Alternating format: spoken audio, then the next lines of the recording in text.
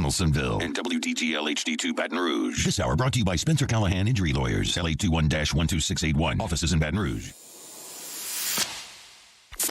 Hunt and Hill. Hunt Palmer, Jeremy Hill, holding down the middle of the day. Live from the Mercedes-Benz of Baton Rouge studios, it's Hunt and Hill. Now on 104.5 ESPN Baton Rouge. Welcome in, Hunt and Hill, on a Tuesday from the Mercedes-Benz of Baton Rouge studios downtown in the capital city. I am Hunt Palmer. He is Hill. Jeremy Hill, Casey Gaines, Taylor Sharp back there on the ones and twos. We got a lot to get to over the next 2 hours, Mr. Hill. How are you? I'm doing good. My Rams look good. My boy OBJ catching some touchdowns. I'm doing fine right about now. Well, you're doing fine. Brian Kelly's doing fine. We'll talk about all that's going on in the last 12 minutes in LSU football. Here to kick off the show, Kendall Rogers, D1Baseball, going to join us in 15 minutes. Their preseason poll came out today. Your Fighting Tigers are a top 10 team, so is just about everybody in the SEC. LSU coming in at number 8. We'll talk to Kendall about what went into that. Tigers also have a date with number 1 coming up in just a couple of months. Will Wade was pretty spirited in his coach's show last night. We will talk about that at 12:30. Play some sound from Coach Wade. And then Cody Worsham's going to jump aboard in the second hour at 1:30 to recap Will Wade's media session that goes on here in about 30 minutes from right now. NFL talk from last night, moving forward, crazy stuff in Raiderland. Lots to get to over the next 2 hours, but we start with LSU football. Loads of news, and all pretty good for LSU over the last 20 hours or so. Jay Ward has announced he is going to come back to LSU for his last year at safety. Jeray Jenkins announced the same thing at wide receiver. Still waiting on word from Micah Baskerville and Ali Gay. No announcement to me would seem like a good thing. They could, of course, put their name in and not tell anybody, but seems like something you'd let people know about. And then 2 transfer portal hits for Brian Kelly's program. Tremont Shorts, a 3-year starter at offensive line at East Tennessee State, an All-American for that program. Also high school class of 2017. This will be his 6th year of college football on the offensive line. He is coming to LSU, announced that very recently. And then Mekhi Wingo in the last 5 minutes from Missouri, someone we've been tracking for the last couple of weeks. Obviously played for Coach Steeples in high school. He was a freshman all-league player for Missouri this year, a 6'1", 270-pound defensive lineman. He had 14 tackles, a sack, 2 TFLs. He's coming to Baton Rouge as well. So loads of good news for Coach Kelly's program over in the last 24 hours. Yeah, this is great. This is exactly what this program needs, especially when you're changing head coaches, got some new people in the building. There's going to be some departure, but with that, you got to replace, and I think they've been doing that at an all-time high level. We were worried about the coordinator jobs. What's taking so long? He got that done. Filling out this coaching staff extremely well, bringing in the coach from Georgia to be the receivers coach. And now he's attacking this portal and surrounding this building with guys with Louisiana ties. And this is exactly why I think he came to Baton Rouge, to really take advantage of people who may be from Baton Rouge and took their talents elsewhere, or from the state of Louisiana and took their talents elsewhere. To get those guys to come back to Louisiana, I think is a perfect opportunity. I think that's the way they're attacking this portal. And I continue to see them doing more work here, because it's just really not looking like it's going to be many freshmen coming in, or maybe a couple spots that they're saving, maybe for Jacoby Matthews or Javante Sisson type guy like that. But they're doing their damage in the transfer portal, and it's definitely a pleasure to see. So let's talk about Tremont Shorts first, the offensive lineman from East Tennessee State. 6'4", 325 pounds, probably can play center and guard for you if you need to. And I think that they've tried their hardest to shore this up. You obviously, Shorts coming in. They got the commitment a little bit earlier from Miles Frazier, who was a Florida International transfer that everybody was in on.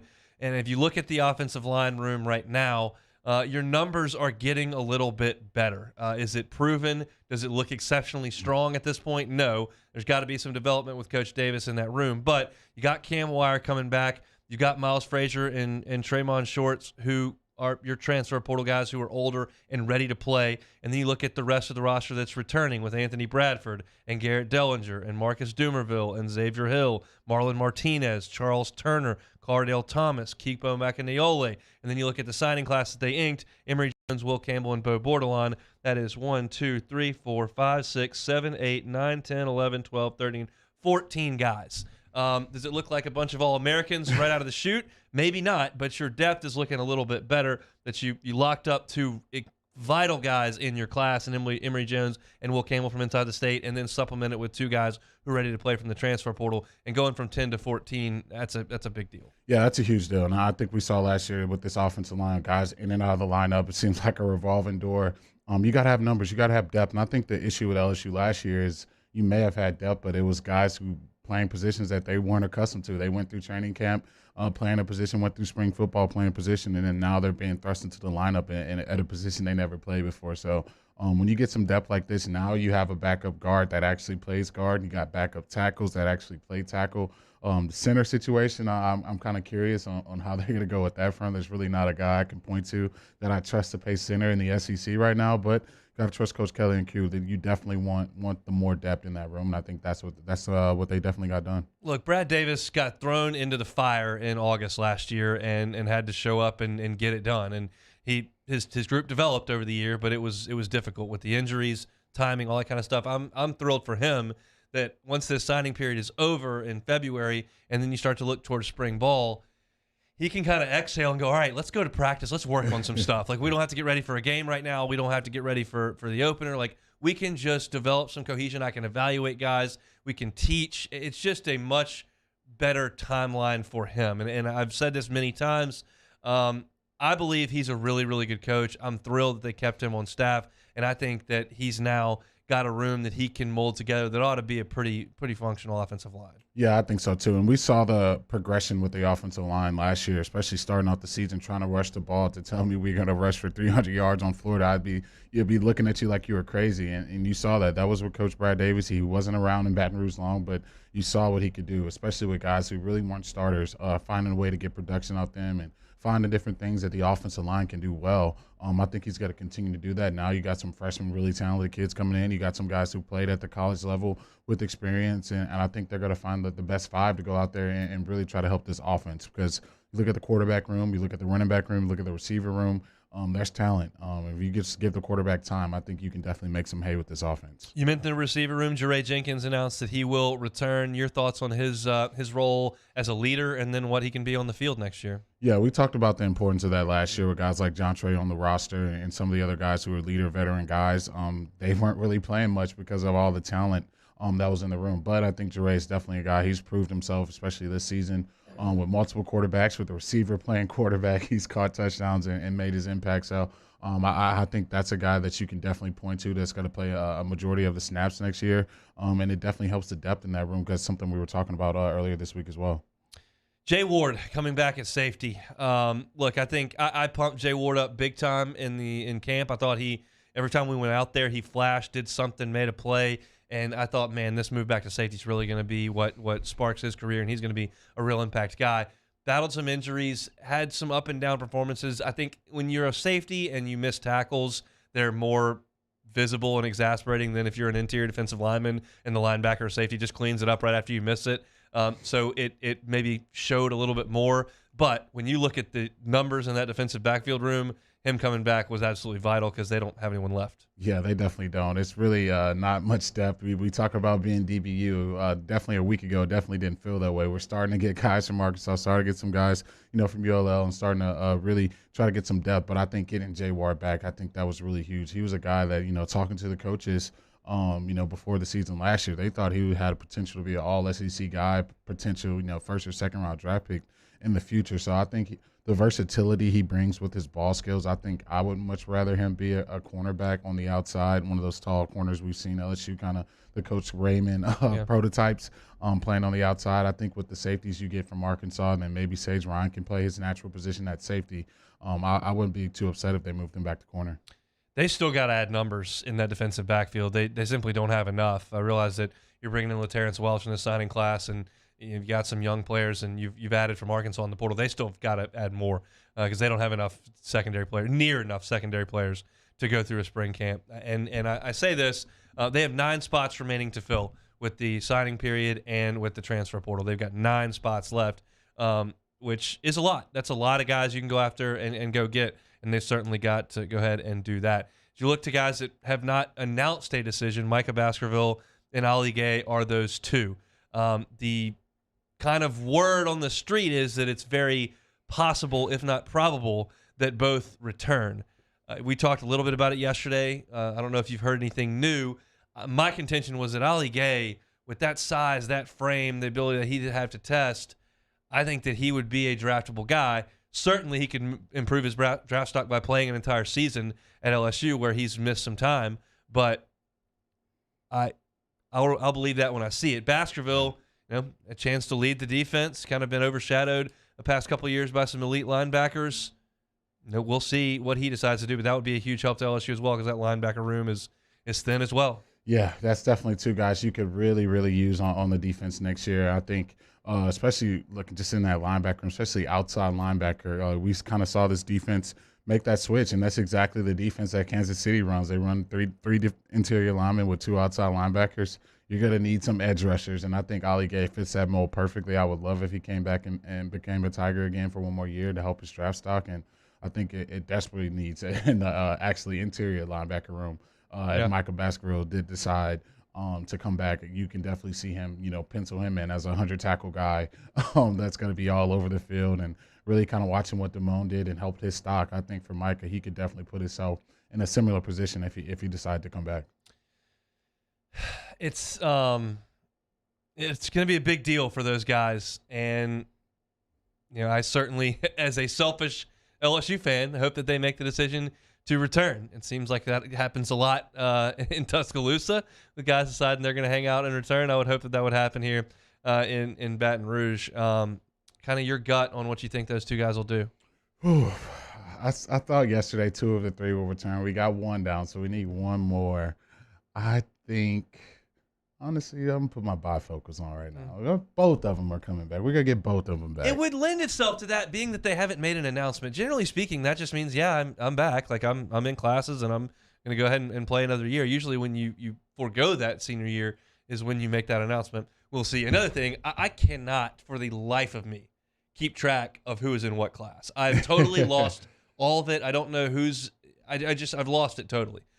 So I guess I'll get that back in the next couple of years once the COVID years in the back burner and everybody that played through it has moved out. But I cannot keep up with what class anybody's in. So those guys are obviously eligible. Hopefully they come back and have 1 more year, whatever that may be, at LSU. Still a load to get to here over the next hour 45. Will Wade was very, very fiery last night. I'm assuming he'll be the same way today when he meets with the media. We'll recap his coach's show from last night at 12:30, and then Cody Worsham will jump aboard to talk about his media session from today as they prep for Alabama. That'll be at 1:30. When we come back, Kendall Rogers, D1Baseball. Tigers ranked 8th in the country in their preseason poll. We'll ask Kendall why and what he thinks of this Tiger squad. That's next on Hunt and Hill. Hunt Palmer and Jeremy Hill. It's Hunt and Hill. What does your 2022 wellness plan look like? If you're unsure, let Sync Wellness answer those questions for you. They've got a science-based, customized approach. They'll curate a supplement and wellness plan specifically for your nutrition deficiencies, your genetic blueprint, and your health goals. Angie is the boss over there. She's the doctor of pharmacy, and she's an absolute wealth of knowledge when it comes to wellness. You should talk to this woman for 5 minutes. You will be blown away at what she knows when it comes to wellness. And best of all, they make everything super convenient convenient for you by providing all your supplements in a conveniently dosed pack delivered right to your door. Their Sync pack. Yeah, the Sync has all the professional products that help you stay well and keep your immune system strong. One of their most popular items is their pharmacist-created immune pack, conveniently packaged with vitamin D, vitamin C, and zinc, and the doses you need to stay well. They also have their immune support IV hydration pack with vitamin C, vitamin B, and zinc. If you're feeling too ill to walk into their suite, their registered nurses will administer your IV curbside. Last thing you need to do is listen to us talk about it. Go to synkwellness.com or stop by the store, Sync Wellness. Angie's happy to chat with you and get a customized plan for you today. It's not too late to kick 2022 off the right way, so visit them at Sync Wellness and synkwellness.com. In times of need, get a full list of phone numbers, websites, and other important emergency information on the Demco Stormwatch page at 1045ESPN.com. Hey, it's Matt Musco. Heroes who are working tirelessly to care for our communities. We thank you. We will never forget the countless hours you dedicated on the front lines, choosing to risk your own health to fight for our friends, neighbors, and family members. I mean, you guys are out on the front lines, fighting it. We are grateful for your heroic acts and unwavering spirit. Together, We are overcoming this adversity and make our state healthier and more vibrant again. Ochsner Health. At All-Star Toyota, you get it all. If you're in the market for an all-new Toyota vehicle, come see our friendly and knowledgeable sales team at All-Star Toyota. Located in Baton Rouge at the corner of Airline and Goodwood, we've been serving our community since 2005 by offering a large selection of new Toyota cars, trucks, and SUVs. Get behind the wheel of your dream car and take a test drive at All-Star Toyota today. Yo, Jake here from Patient Plus Urgent Care Clinic, reminding you they now have 8 convenient locations across the Baton Rouge area, open from 9 a.m. until 9 p.m. And if you're looking for that COVID test for holiday travel, or you have a holiday event coming up, they are the place for you, as well as a flu shot. It's starting to creep up here during flu season, so if you need that shot, make sure you get that. They now have some available through December. You can find more information on their website, patientplusuc.com. That's Patient Plus Urgent Care Clinic. Get in and get better. Are you a licensed contractor? There's lots of good contractors in Louisiana doing work the right way, but unfortunately, too many unlicensed contractors are working outside the licensing requirements. Working as a contractor in Louisiana requires a license for the company doing the work. The Louisiana State Licensing Board for Contractors wants to help you get licensed to allow you to conduct work legally. It's not difficult to get the license. We can help you. Go to lacontractor.org for more information. Licensed contractors, it's the law. Gulf Coast Office Products is a nationally recognized Savin office equipment dealer based right here in Louisiana. Over 100 employees strong, Gulf Coast has the boots on the ground to support all vertical markets, from education, engineering, legal, and finance. With the latest in office technology, from desktop to production segment units, Gulf Coast and Savin have the perfect fit for you. Call 225-756-2644. That's 756-2644 for Gulf Coast Office Products.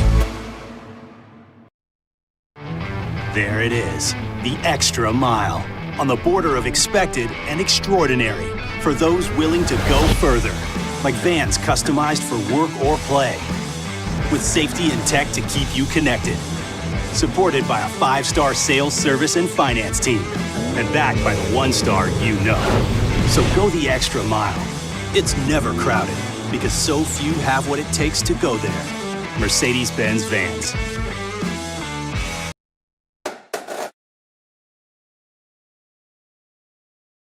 Cardinals did our picks from last week's show go 4-0. Plus, we go out to Las Vegas to talk to Rafael Esparza of mybookie.ag. Join us 2 p.m. 104.5 ESPN Baton Rouge.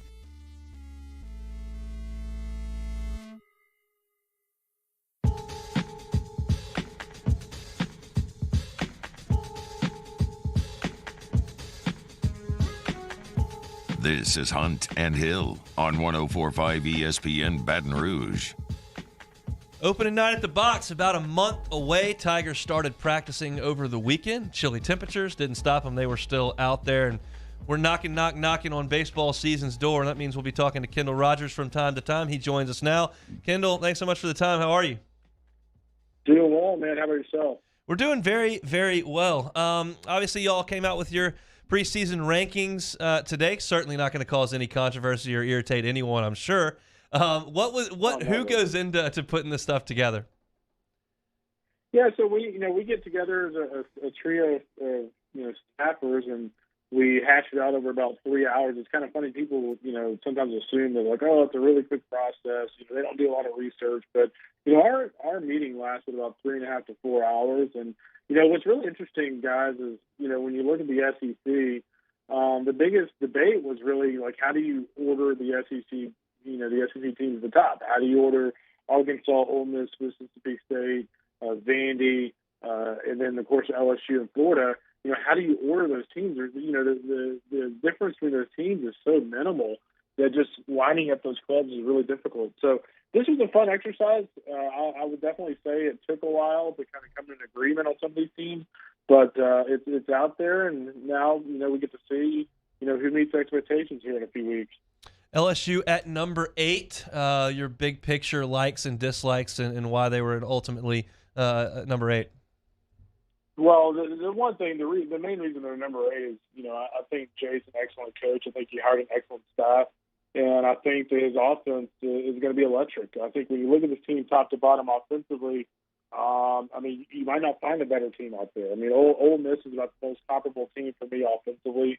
I think the thing with me with LSU though is, and I think everybody in Baton Rouge would agree right now, there's a lot of uncertainty, some questions that need to be answered on the mound. I mean, right now they're in a situation to where they're expecting a guy like Devin Fontenot to be in the week rotation.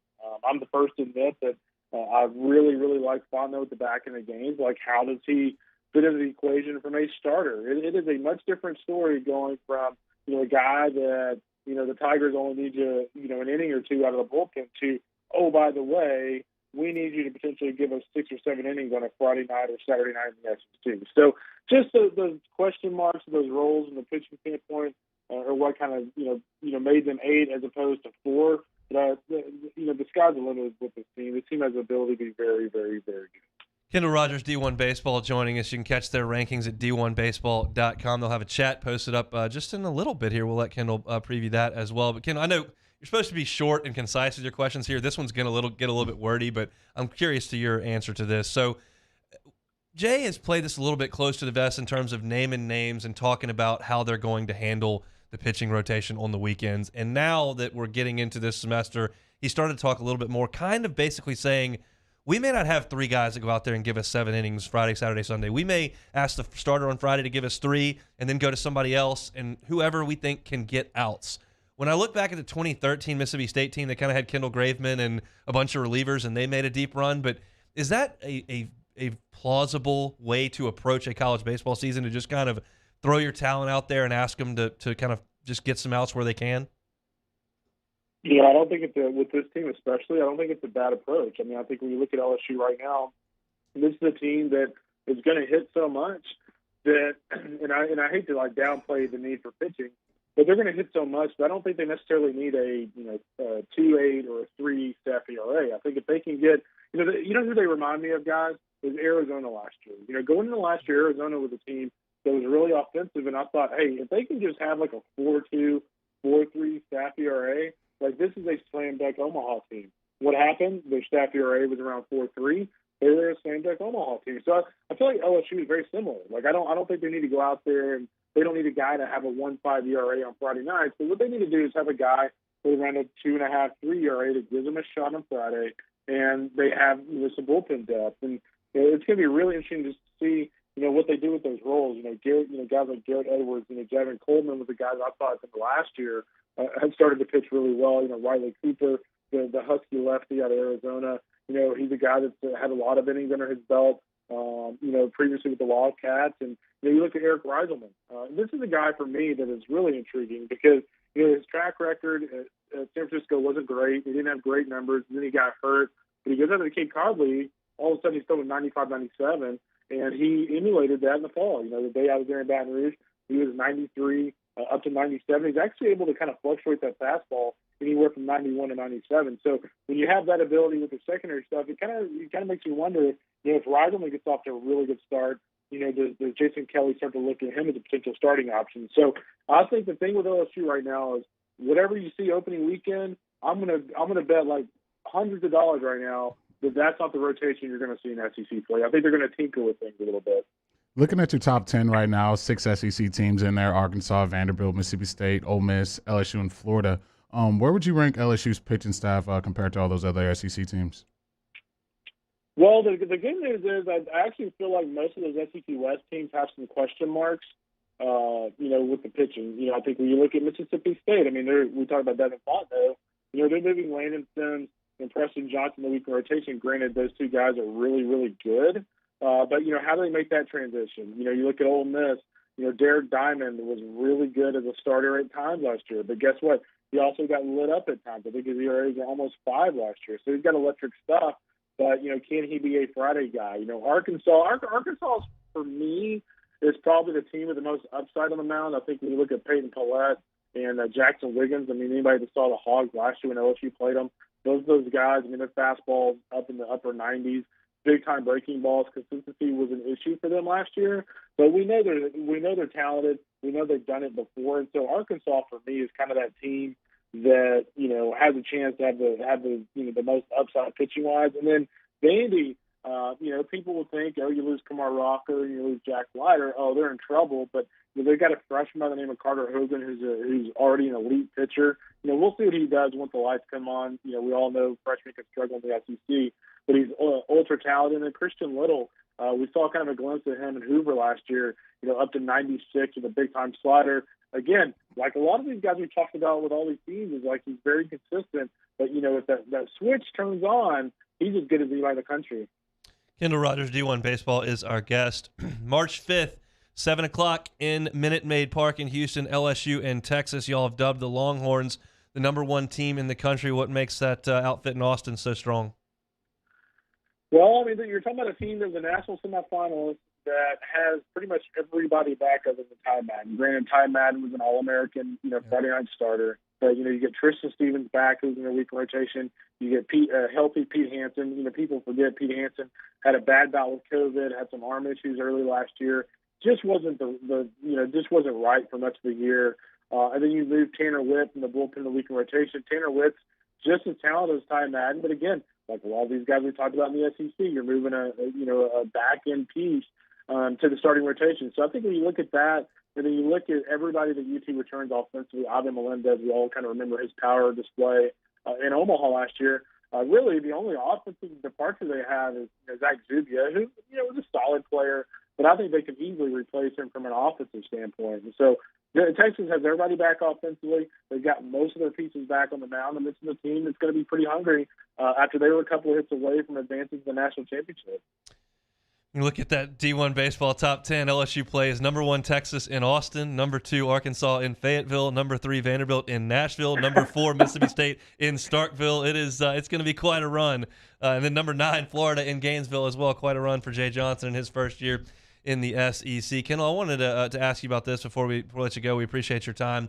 Name, image, and likeness has been a huge thing in college sports. And baseball fights a different battle than anyone. One, they got to get the high school kids away from the Yankees and Dodgers. And then two, when they get there, they're only on 11.7 scholarships. Have you talked to coaches, anybody who thought that maybe in some of these bigger market programs that they may be able to prize some of these high school kids and keep kids around because they're able to make a little money on their name, image, and likeness while they're on campus? Well, there's no question. There's already a couple of SEC schools that I know of that are giving players, current players, almost $1,000 a month on top of everything else they're already getting. And so I think that's just the start of what is becoming college baseball. And frankly, guys, I get it. People are like, some coaches are like, oh, man, I don't want NIL to go to baseball. But, in baseball where we're probably not getting scholarships anytime soon, I think it's a situation to where, if you're the SEC and you're LSU and, baseball is a big deal and you can find a way to funnel through these NIL deals, funnel $1,000 or $2,000 a month to players, every year. Why not do it? So I think it's going to be really interesting. I think there's a lot of programs in the SEC. I think there's some programs in Big 12 like Texas who have the money NIL wise to get, to take care of baseball players and give them some extra money to kind of help pay for some of their scholarships. So I think at a place like LSU, when you combine NIL with tops and things like that, man, it becomes really attractive. And you're right, it makes the overall package for a kid that's going to get drafted a lot tougher because, if a kid, let's say a kid's going to get $300,000 or $400,000 in the draft, and I don't think it's going to apply to the first round or the second round, but those guys are still going to get a ton of money if they sign. But let's say you're a kid that got drafted in the fifth round and you're an LSU signee, and you might get $250,000, but LSU is willing to give you for 3 years, through NIL deals, $1,500 to $2,000. And oh, by the way, the car dealership in Baton Rouge is willing to do this and that. All of a sudden, you're kind of looking at your situation and going, okay, I can go play college baseball at the most premier program in college baseball history. I can go to LSU, get a degree. And oh, by the way, it's not like I'm taking a massive hit financially. Like if you're a student athlete, like I think I'm going to college. So I think it absolutely will help. And it's only going to get bigger as this NIL stuff kind of progresses. Tell everybody what's going on with the chat a little bit later and what's coming up the next month before we get things rolling over on D1Baseball.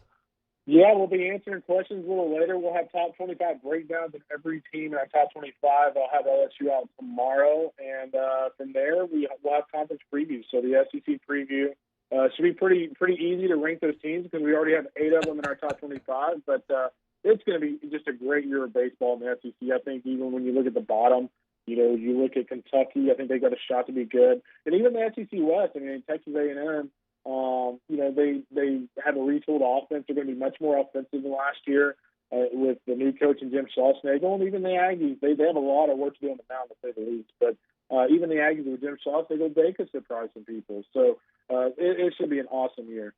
Kendall, we will be talking to you. Thanks so much for your time. You got it, fellas. Be good. Thank you. Kendall Rogers, D1Baseball.com. We are about to hit that full steam ahead. It's really a fun time in sports when you get into the spring. When spring football gets out there, it'll be Brian Kelly's first spring. We'll have some access to look out there. We think the basketball team's going to be full speed ahead to hopefully a run in the tournament. And baseball, as they say, you got a lot going on. I mean, that run I just described is unbelievable. They played number 1 Texas in Houston, number 2 Arkansas in Fayetteville, number 3 Vanderbilt in Nashville, number 4 Mississippi State in Starkville. Ole Miss is number 5. They come to Baton Rouge, and then number 9 is Florida. LSU goes to Gainesville. Absolute gauntlet. And if you're not subscribed to D1Baseball.com, get over there and make that happen. They do an awesome job of covering the sport. All right, let's take a timeout. Come back. Will Wade was hot last night over a lot of stuff. We've got some sound from him. That's next. It's Hunt and Hill. Holding down the middle of the day. This is Hunt and Hill. Our listeners fire off their opinions on the jimsfirearms.net hotline at 499-1045. Keep listening for your next chance to shoot us your thoughts with the jimsfirearms.net hotline on 1045 ESPN Baton Rouge. Have you been hurt at work and believe you're being Extra mile, on the border of expected and extraordinary, for those willing to go further, like vans customized for work or play, with safety and tech to keep you connected. Supported by a 5-star sales, service, and finance team. And backed by the 1-star you know. So go the extra mile. It's never crowded because so few have what it takes to go there. Mercedes-Benz Vans.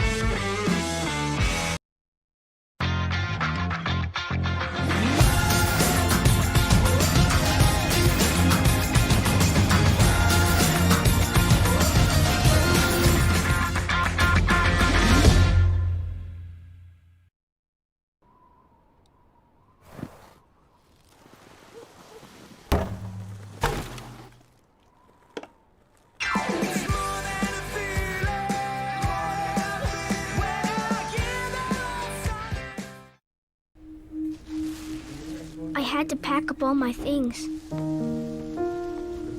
I had to leave my home. And I never knew where I was going next. It felt like I never even had a say.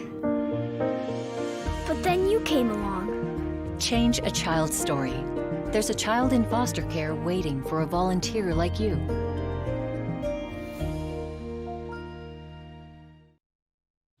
Eli's always been into grilling. It took us a while to see it, but the signs were there. What are you doing, Eli? I knew grilling was my thing. I have been talking about it throughout my career. Happy with the results? I am. Got the new grill from barbecueguys.com. It performed great. My advice, as I always told my boys, do more of what you're born to do. Barbecue Guys, for those who were born to grill. You want cheese on your burger, Pops? I'll take a little cheese. At All-Star Toyota, you get it all. If you're in the market for an all-new Toyota vehicle, come see our friendly and knowledgeable sales team at All-Star Toyota. Located in Baton Rouge at the corner of Airline and Goodwood, we've been serving our community since 2005 by offering a large selection of new Toyota cars, trucks, and SUVs. Get behind the wheel of your dream car and take a test drive at All-Star Toyota today. I've been doing business with Luba for 25 years. They're dependable, trustworthy. It's just the attention to detail with our clients. Our folks have years and years of experience. They're highly trained professionals. But many companies have that asset.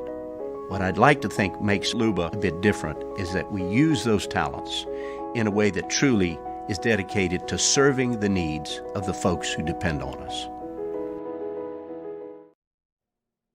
Yo, Jake here from Patient Plus Urgent Care Clinic, reminding you they now have 8 convenient locations across the Baton Rouge area, open from 9 a.m. until 9 p.m. And if you're looking for that COVID test for holiday travel, or you have a holiday event coming up, they're the place for you, as well as a flu shot. It's starting to creep up here during flu season, so if you need that shot, make sure you get that. They now have some available through December. You can find more information on their website, patientplusuc.com. That's Patient Plus Urgent Care Clinic. Get in and get better. Are you a licensed contractor? There's lots of good contractors in Louisiana doing work the right way, but unfortunately, too many unlicensed contractors are working outside the licensing requirements. Working as a contractor in Louisiana requires a license for the company doing the work. The Louisiana State Licensing Board for Contractors wants to help you get licensed to allow you to conduct work legally. It's not difficult to get the license. We can FR, presented by Insurance Network of Louisiana. Will Wade previews LSU's trip to Tuscaloosa, and the deadline to enter the NFL draft is come and gone. We'll have the latest. Join us, 3 to 6, 104.5 ESPN Baton Rouge.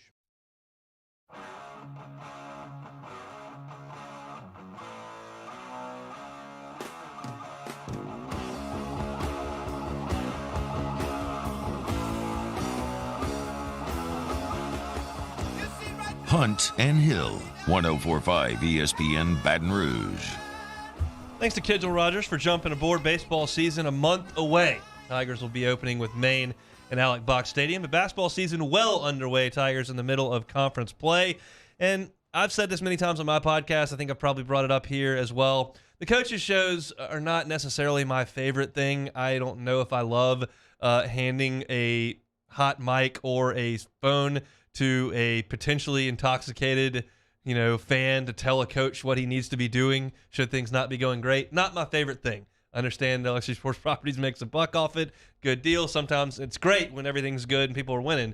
But I do think the Will Wade Show is awesome because Chris and Will do a great job of going back and forth. Will's light. He's informative. He's funny. And at times he wants to send a message. And last night, I very much thought that was the case when you look at what he had to say. So we got some sound from the Will Wade Show last night. You can catch it every Monday, just about, sometimes Tuesday, on the LSU Sports Radio Network. And you can find it on demand to listen to the entirety of the show at lsusports.net. But first soundbite I'm going to talk about is it Will talking about, you lost that game, but there could be some lingering effects, and specifically he's talking about turnovers and defensive rebounding. Yeah, there's a lot of issues, not the least of which is we just got blasted on the glass. And I told our guys after the game, this is the truth. You are who you are at pressure moments. If we don't get the turnovers and the defensive rebounding fixed, the last game of our season, whenever that occurs, it's going to be the same story. We're going to turn the ball over too much, we're going to get killed on the glass, and we're just going to go home. And so until we have some urgency to get all that fixed, we're 124th in the country in defensive rebounding.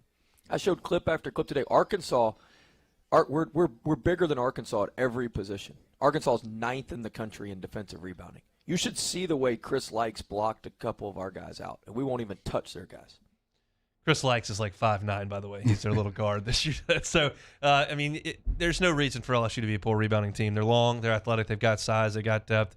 They should be better at rebounding. Yeah, it's bad. It's bad. I think for really on the defensive side, just giving up too many offensive rebounds, especially I think when you play that style of defense and you're scrambling and you're rotating, they do a great job of contesting shots, but a lot of times guys are out of position and it just gives you an open lane to get rebounds because no one's boxing out and everyone's trying to scramble and get to their guy. So I think that's kind of one of the minuses with switching everything, especially once you get the 1-on-5 matchups and now you got to double the post. Guys are scrambling, and a lot of times when the shot goes up, you're not able to box out everyone, and they're just getting killed on the offensive glass right now. So that's something that is definitely going to be an issue, especially if you can't turn a team over like they have been all year and you're not hitting perimeter shots. It's just a recipe for disaster, and I think Coach Wade can see that way beforehand, and he's trying to get it fixed. So there's more than enough talent on this roster, especially with the way Fudge is playing. Now you got Sharif, another guy who's big and can rebound. Got Efton Reed. There's so many guys that should be able to get rebounds on a night in and night out occasion. It just hasn't been that way so far. Look,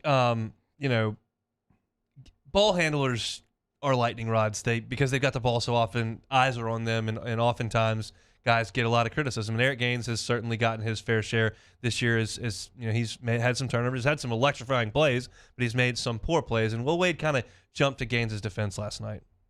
Look, Eric Gaines takes a lot of heat, and I told the team this today. Yeah, Eric dribbles the ball around a bunch out there. None of you guys are open. You don't move. Nobody's open. What the hell do you want him to do? Nobody else is open. You just stand there and watch him dribble. Of course he puts on a dribbling exhibition. We don't screen. Efton's the only person we got that'll set a ball screen. We don't move. So what the hell do you expect him to do? It's funny you said the other option is to throw it to the other team, which we do a lot too. But I mean, like, what are you expecting? That's what I told him today. If you're not going to move, expect him to dribble the ball. It sounds like practice was probably a lot of fun yesterday. This kept going. We got some more sound, but I mean, it's easier to drive home a point after you lose. It just is, and they let one get away on Saturday. Yeah, I mean, we've been talking about that all year. Just the offensive laws this offense has seen. It's because guys are dribbling around the three-point line, isoing, and no one's moving, and it's just stale. And then you see the other team starting to pack the paint. They're waiting for you to drive. Now we're running into offensive foul, which is just terrible. Something you can't have. It's just the writing's on the wall, especially on the offensive side of the court. Got to run more sets, got to get more ball movement, got to get guys moving around the court, not just 5 out or 4 out and 1 in, and you're just, waiting for Efton to set a pick and you're isoing. You're going to set yourself up for failure doing that night in and night out. And the other thing is, I talked about practice probably wasn't a lot of fun. I don't think the film session was all that much fun either because Will Wade paid some attention to some turnovers. Assist, 80 turnovers. We broke down every turnover. Every turnover. We went through every one of them. We have 13 charges in the 80 turnovers. We had 6 charges on Saturdays, but we got 13 charges. All right. Of the 80 turnovers, 68 of them are basically preventable errors. Just us not taking care of that's 87% of them are basically preventable errors. Just not making the right just not doing simple stuff. So we went through every one of those today, too. That was fun. I mean, you've been in film sessions like that where there's a problem that's got to get fixed and the coach is just driving home. Yeah, it definitely is. And I think I've heard it time and time again. Coaches will always say the other teams are going to scratch where it itches at. So they see your team that likes to run into a bunch of offensive fouls. Guess what they're going to start implementing with their defensive rotation, getting those guys over, trying to accept all those offensive fouls. They see your team that struggles with turnovers, they're going to try to start forcing you to have turnovers. So all these issues that he's been preaching week in and week out, they're not going away. He's not going to just press a button and then, hey, yeah, we had 2 turnovers tonight. No, you got to work at it every single day in practice, work on it in the games, drive it home, and then it just becomes, repetitive, habits. And their habits right now haven't been the greatest on the offensive side, but the defense has kind of carried you, so you've gotten away with it. But it's something that they're going to definitely have to get fixed very soon here. And obviously you didn't get away with it on Saturday, and this is a point that I made right away on Monday's podcast, and Will Wade talked about it as what you did to yourself when you lost that game on Saturday. I told him this. This is the problem. When you mess around with home games like we did with Arkansas, we could prepare our ass off for Wednesday. We could, if we prepare great and we play great, we can still lose on Wednesday. If we prepared great and played great, we weren't losing at home to Arkansas. And that's the situation we've put ourselves in, and that's not right. And we're not mature enough yet to understand all that. That's the point. You had a home game against Arkansas. You had an 8-point lead with 9 minutes to go, and you couldn't salt it away. And now that hurts worse because you turn around, you're going to Alabama, who's in a bad mood on Wednesday, and then you're going to to Knoxville on Saturday, and you're going to play in front of 18,000 people. Like, it's a tough week on the road, and you had a home game on your racket that you couldn't finish, and it all of a sudden you could look up and have lost 3 in a row. Like, that is a very real possibility. Yeah, that's the scary part about it, and I think he said it. You got to hold serve at home. That's so important, especially when you look down the road. You're going into the SEC tournament. You got a chance to play in March. Those home games are going to really matter in the big picture. Now you're helping Arkansas's resume because now they got a big win on the road and beating a ranked team in a road environment. So those are the ones you can't slip away, especially when you're up, 9, 8 points with 7 minutes left. It's just those are the tough losses that you can have. But I think for me, they start finishing out games the way you're supposed to, not turning it over, getting good shots, getting to the free throw line. They can start building on that and doing it week in and week out. Bilbo Baggins asked, how many points did they still LSU score after that 8-point lead? The answer to that's 2. They scored 2. Alex Fudge drove and jammed one, and that was the only point they scored after that lead, and it was a 17-2 run to finish the game, and that's why you lose. So LSU and Alabama tomorrow. from Coleman Coliseum. Will Wade talking to the media a little bit earlier today. Cody Worsham was there. He will talk to us about that at 1:30. We'll get ready for the Tide as well. Let's take a timeout, come back, and we will finish up hour number 1. It's Hunt and Hill. 104.5 ESPN Baton Rouge with Hunt and Hill. Brake Medics, brakemedics.com. Brake repair anywhere. You're at home, working from home, need some brake work done. You don't have to leave and go spend 3 hours sitting in a repair room waiting while you're reading magazines. No. Brake Medics will come to your house. They will pull the truck up, jack the car up, service the brakes in a little over an hour, hand you the keys. You'll be on your way. It's as easy as that. Yeah, all you got to do is go to brakemedics.com for your free quote today. You log into their website, you put the make, year, model of your vehicle, and whatever brake symptoms your vehicle may be dealing with at the time, they'll have all those options right there on the website for you to punch in. Then you put your name, email, and phone number, and brakemedics.com will get back to you with the free quote today. And some great news as of today. I was just told that their finance sources are online, so now they can offer 0 down with 6 months of same-as-cash financing. So you don't even have to break the bank. They will work with you to finance it if you can get that thing done, and they've got some great prices at Brake Medics. $229 will get a single axle change, $449 for front and rear. And as always, it comes with a 24-month, 24,000-mile nationwide warranty. Give Brake Medics a try. Great new service here in Baton Rouge. Brake Medics, brakemedics.com. We opened up the playbook and expanded our coverage. Listen daily in high definition on 98.1 HD2. We are 104.5 ESPN Baton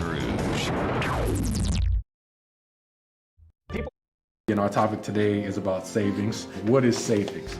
Hancock Whitney isn't just a bank for our clients. We're investing in our hometowns, making life better for everyone. So keep dreaming. We've got your back. This isn't just another day. It's so much more.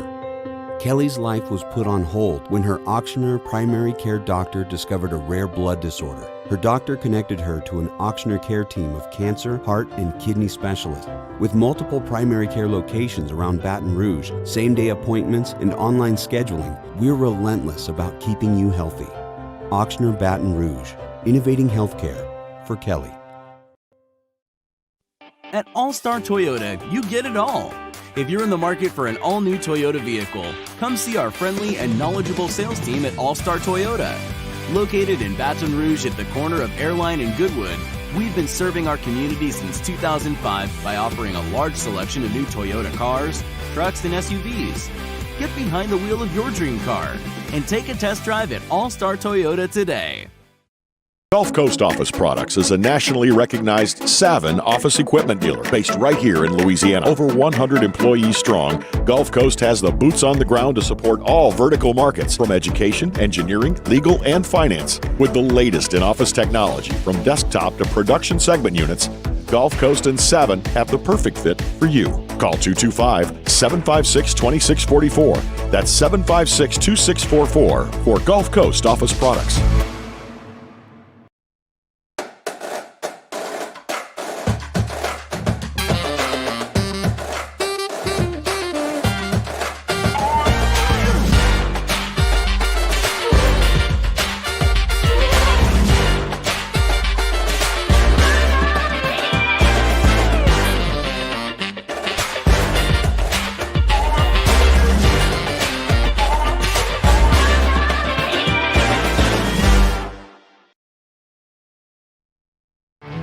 There it is, the extra mile, on the border of expected and extraordinary, for those willing to go further, like vans customized for work or play, with safety and tech to keep you connected, supported by a 5-star sales, service, and finance team, and backed by the 1-star you know.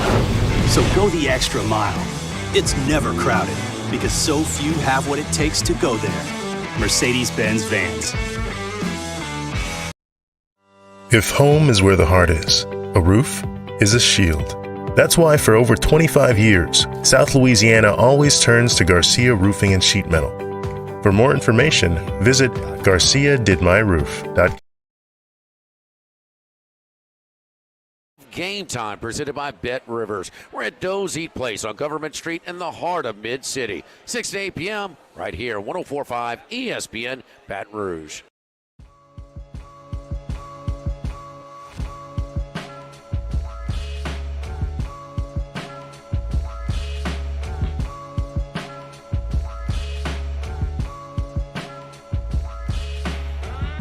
This is Hunt and Hill on 104.5 ESPN Baton Rouge.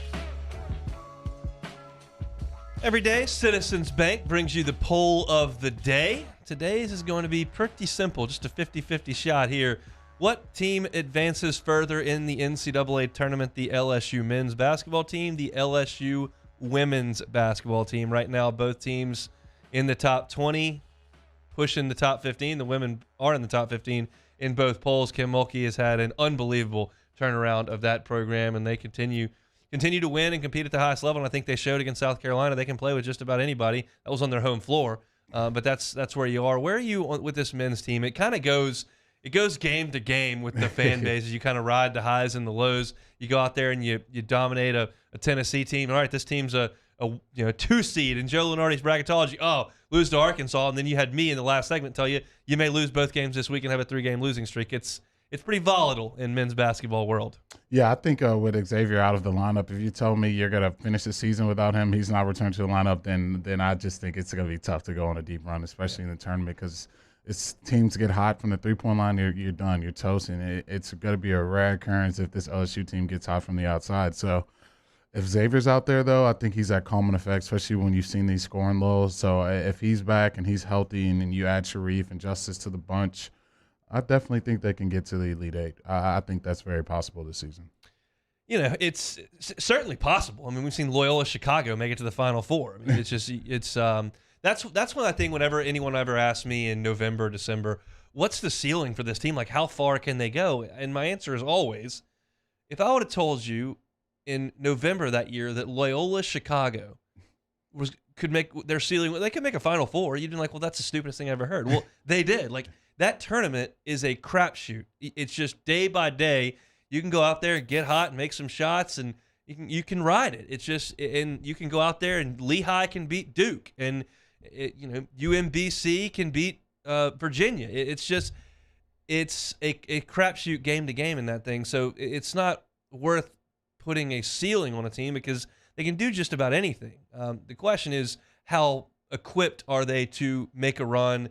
And right now, LSU's offense is hindering me from buying all the way in. I said after the game against Tennessee, after the game against Florida, where they won the game with basically no Eason and no Xavier Pinson, and Days basically carried them, and they made a couple plays late to do it.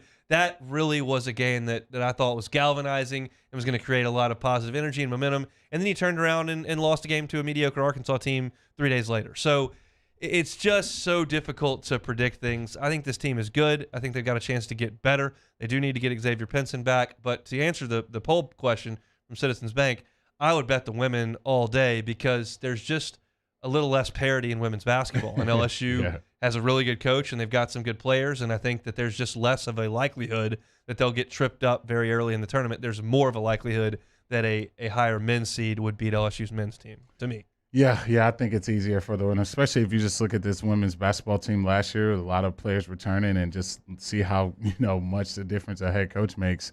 I think I'm leaning towards the women's right now, but I think I'm going to still take the men's team. I think once you get Xavier back and you just see this defense and just how well they play, just cut the turnovers down, get some rhythm offensively. I think this team could really do some damage and make a deep run. I'm certainly hopeful of that. And look, you go to Coleman Coliseum and you hold Alabama to 7 of 28 shooting threes and you beat them 71-62, I'll feel like, wow, that's just an unbelievable defensive output against a team that we haven't had very much success against. I mean, Nate Oates' Alabama team beat LSU all 3 times they played last year, trounced them in the PMAC, beat them pretty good in Coleman, and then beat them at the buzzer in the SEC tournament. And we'll talk about that game tomorrow when Nate Oates' little post-game gesture that he gave to Will Wade. So we'll see. But that's an Alabama team that's going to be irritated after losing some games, lost at the hump on Saturday. And it's going to be a tough game to win. But this conference is absolutely brutal.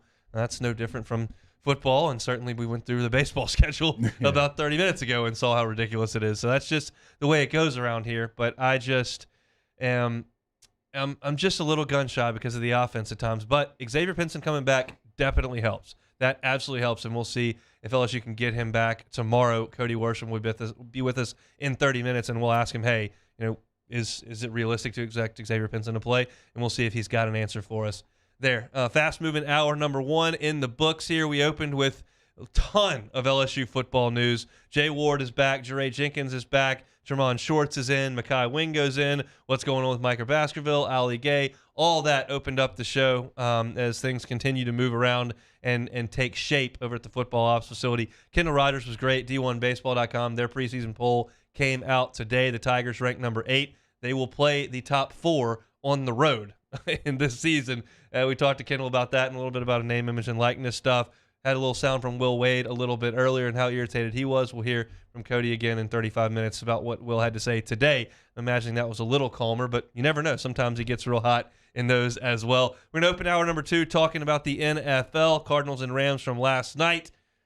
Cardinals toast. They kind of turned into a pumpkin. That'll be where we open. Crazy stuff going on in Raiders world. Now, that's not local, but it's something I want to talk about. And LSU's defensive front all of a sudden looks pretty stout for next year. That'll be something that we talk about at 1:15 as well. Take it or leave it. We'll always finish you up. If you missed any of that, on demand, 1045ESPN.com or on YouTube where the Bayou Ford chat is running hot right now. We will take a timeout, come back with hour number 2. You're listening to the Capital City's leader in sports talk. It's Hunt and Hill on 1045 ESPN Baton Rouge.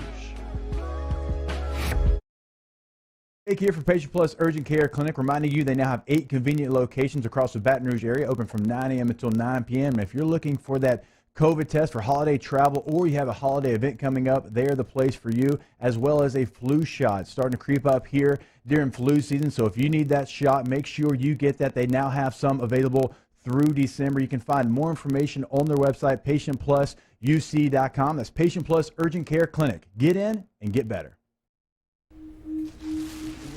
I had to pack up all my things. I had to leave my home. And I never knew where I was going next. It felt like I never even had a say. But then you came along. Change a child's story. There's a child in foster care waiting for a volunteer like you.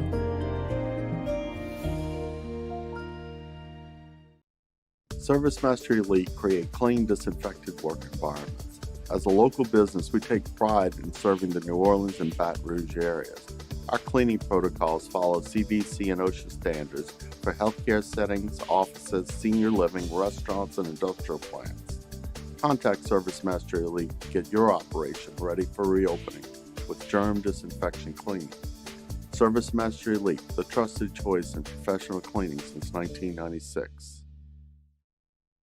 At All-Star Toyota, you get it all. If you're in the market for an all-new Toyota vehicle, come see our friendly and knowledgeable sales team at All-Star Toyota. Located in Baton Rouge at the corner of Airline and Goodwood, we've been serving our community since 2005 by offering a large selection of new Toyota cars, trucks, and SUVs. Get behind the wheel of your dream car and take a test drive at All-Star Toyota today. Eli's always been into grilling. It took us a while to see it, but the signs were there. What are you doing, Eli? I knew grilling was my thing. I have been talking about it throughout my career. Happy with the results? I am. Got the new grill from barbecueguys.com. It performed great. My advice, as I always told my boys, do more of what you're born to do. Barbecue Guys, for those who were born to grill. You want cheese on your burger, Pops? I'll take a little cheese. During these challenging times, we know your healthcare needs don't stop. Cancer, accidents, injuries, and heart disease are relentless. So we are relentlessly innovating to keep you safe, both virtually and in person, connecting you with providers remotely, advancing clinical spaces, providing rapid and accurate testing, social distancing, and certified cleaning protocols. We are Auctioner, and we will not slow down. Auctioner Health, innovating healthcare. I've been doing business with Luba for 25 years. They're dependable, trustworthy. It's just the attention to detail with our clients. Our folks have years and years of experience. They're highly trained professionals. But many companies have that asset. What I'd like to think makes Luba a bit different is that we use those talents in a way that truly is dedicated to serving the needs of the folks who depend on us. Are you a licensed contractor? There's lots of good contractors in Louisiana doing work the right way, but unfortunately, too many unlicensed contractors are working outside the licensing requirements. Working as a contractor in Louisiana requires a license for the company doing the work. The Louisiana State Licensing Board for Contractors wants to help you get licensed to allow you to conduct work legally. It's not difficult to get the license. We can help you. Go to lacontractor.org for more information. Licensed contractors, it's the law.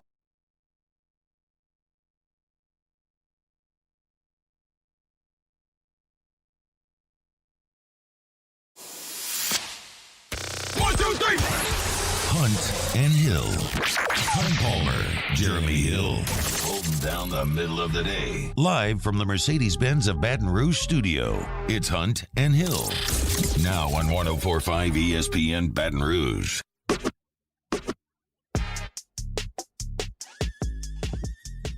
Hunt and Hill out in the open field on a Tuesday.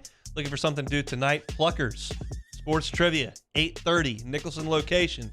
I will be there. Come hang out, answer some trivia questions, win some gift cards, drink some cold drinks, eat some delicious food. Always a good time on Tuesday nights. We will be out there at 8:30 this evening. NFL playoffs, the super wild card weekend came to an end last night, Monday Night Football. The Rams take out the Cardinals 34-11. Was never even close. Cardinals could not muster a point in the first half. It was 21-0 at the break, and really the Cardinals just turned into a pumpkin about a month ago and just totally ran out of steam. They were hot to begin the season, played great, sprinted out to a lead in the conference, and then just never found it late.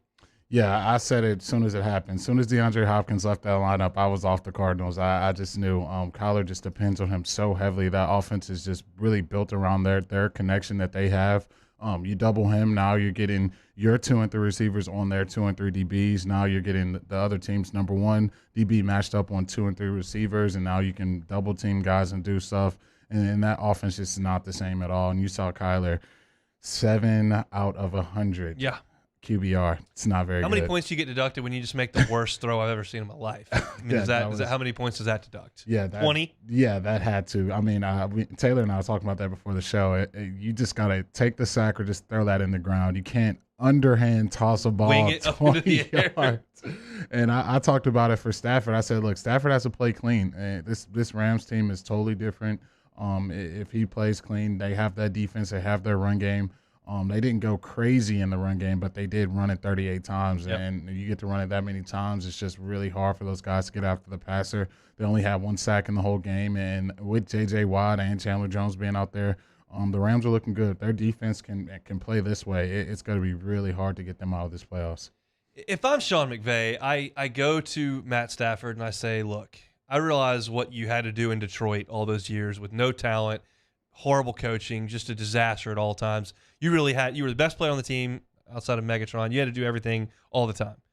We just won a playoff game by 3 scores where you went 13 out of 17. Mm-hmm. You threw for 202 yards because we've got a good defense with a ridiculous defensive front, maybe the best corner in the league out there, and we've got some talent on the outside, and we're going to run the football. Just take what's there. Yeah. We don't need to force it. We don't need to turn it over. 13 out of 17 for 202 and 2 touchdowns. We'll win most of the time. We might go to Tampa and win with that line. It's just that it's probably hard for him to get through his brain because of what he had to do in Detroit all those years. But that stat line proves it. You trounced the Cardinals, and he just had to kind of sit back there and dink and dunk and take the shots when they were there. Yeah, and I think people think this Sean McVay offense is, they're just dialing up these amazing pass plays. No, they want to run the ball. They want to run it inside zone. They want to run those jet sweeps, get you looking this way. Now they're running it that way. And then once you finally decide you're going to start taking away that run, then that's when he starts, bringing out the play action stuff. You get Cooper Kupp on the crossing routes. You get Odell on the outside matched up one-on-one. And I think the addition of Odell and him being healthy now, he looks like a healthy football player out there. not what he looked like in Cleveland. He's got to help that team out because now you got a guy, if you decide to double team Cooper Kupp, Odell can do some damage on the outside on one-on-one matchup against number 2 and 3 corners. So the Rams are looking good. Offensive line's playing well. Defensive line's playing well. I think they're going to be a tough out, especially with Tristan Wirfs not being on that offensive line for the Bucs. It's looking like the Rams pass rush is going to be getting after Brady. Not in Odell's eyes, because Odell thinks Odell's way, and he's doing just fine for himself. But in terms of the court of public opinion, do you think Odell is vindicated for his displeasure being in Cleveland, and by virtue of his performance in LA, people say, yeah, he probably had a point? Yeah, I don't think it's there yet, but he's definitely almost putting a nail on that case. Just the amount of touchdowns he scored in the 9 games has already surpassed what he scored in Cleveland in 2 seasons, and just how he's been. Like, I think he gets a bad rap of being a terrible teammate and a selfish guy. But I think he just wants to win, and that's what's happening right now. He's going out there helping your team win football games. There's really not many issues you can point to that he's creating or causing over there in Los Angeles. So I'm excited for him. I know he said before the game he's going to go off. It's hard to go off with 4 targets, but made the most of those 4. We're going for 54 yards and a touchdown. And he threw a nice little pass on the sideline. Yeah, that was pretty cool too. So I see him definitely being that guy. He may not be their number 1 option, but he's definitely a guy you got to look out for week in and week out. All right, this has kind of been the talk of the internet for 4 or 5 months now, and we haven't talked a ton about it here, but I'll just throw it out there just because I've kind of made my decision. Your thoughts on the Manningcast? Are you watching the traditional broadcast, or are you with Peyton and Eli? I watched it in the beginning of the season. I enjoyed it a little bit, but I feel like once I'm watching it, I'm not really paying too much attention to the game. I'm more watching their conversation, listening to Peyton's sarcasm and joking all the time, and Eli kind of putting his 2 cents in. So I watched the regular telecast last night, but I don't think it's a bad thing. I think it's something that they do well. I love those 2 paired together. I think it's something that they definitely should continue to do down the road. But for me, in a playoff game, I have to just watch the regular version. See, I'm kind of on the same page as you, although I'm a little bit more skewed towards Manningcast. If it's my team, if I'm watching LSU play football, I need the injury report from the sideline reporter. I need all the information available, so I got to have the sound on the game. If I'm watching an NFL playoff game, which I don't care about the outcome of, I'm great with the Manningcast. I think it's better. I think it's funny. I think Peyton and Eli do a great job of sprinkling in the interview questions with their guests. They had The Rock on for a long time last night, who was awesome. And then they do a good job of also talking about the plays. And Peyton gets so furious when anyone on the offense messes up, whether it's the coach not calling the right timeout, the quarterback missing a throw, wide receiver dropping a ball, pre-snap penalty by the offensive line. Either team does anything wrong on offense, he gets visibly upset. He covers his head in his hands. They dropped the ball coming out. The Cardinals dropped the ball coming out of the end zone last night. Kyler threw it. Guy was open on a route down the boundary, and he dropped it. And Peyton's like, "Come on, the Cardinals need to make that play." He's just getting so upset. And to me, there's just a lot more entertainment value in that. And I'm very much a casual observer when it comes to these games. And to me, I think this is great. Yeah, I think so too. I think they do a great job, and I think there was a little curse going on this season. Yeah, every player that came on, or active player that came on, they lost the next week. So if you're in the playoffs, you played on Saturday or something, stay away from the Manningcast. You definitely want to be hopping on before. But yeah, they do a good job. I thought you were talking about the actual curse word that Peyton said on the air last night, because their audio was messed up. And anybody that's spent any time in live radio or television understands that when something doesn't work, it is a helpless feeling. And Peyton couldn't hear. So Eli asked him a question. Peyton couldn't hear it. And all of a sudden, Peyton goes, "I can't hear S." and Eli, without missing a beat, goes, "Oh, well, I guess Peyton's doing something else." And then went back into the show. So that's, they were dealing with some technical issues, but I still think there's a ton of value in that, because for a casual observer, some entertainment is good. But again, if it's my team and I need all the information possible, I can't be having Peyton Manning and Eli Manning doing story time while I'm trying to deal with my team playing in a huge important game. So I guess next week's the divisional round of playoffs is set. I think that's going to be the best week of football of the entire year because of the just sheer amount that you get. And game times have also been announced. I will get you those here as we look forward to that weekend. It'll start off on Saturday. Bengals and Titans are the 3:30 game on CBS. Saturday night, the Niners are at the Packers at 7:15 on Fox. And then Sunday, Rams-Bucks at 2 on NBC. And the nightcap is at 5:30, Bills and Chiefs. So absolute dandy of a football weekend coming up in the NFL.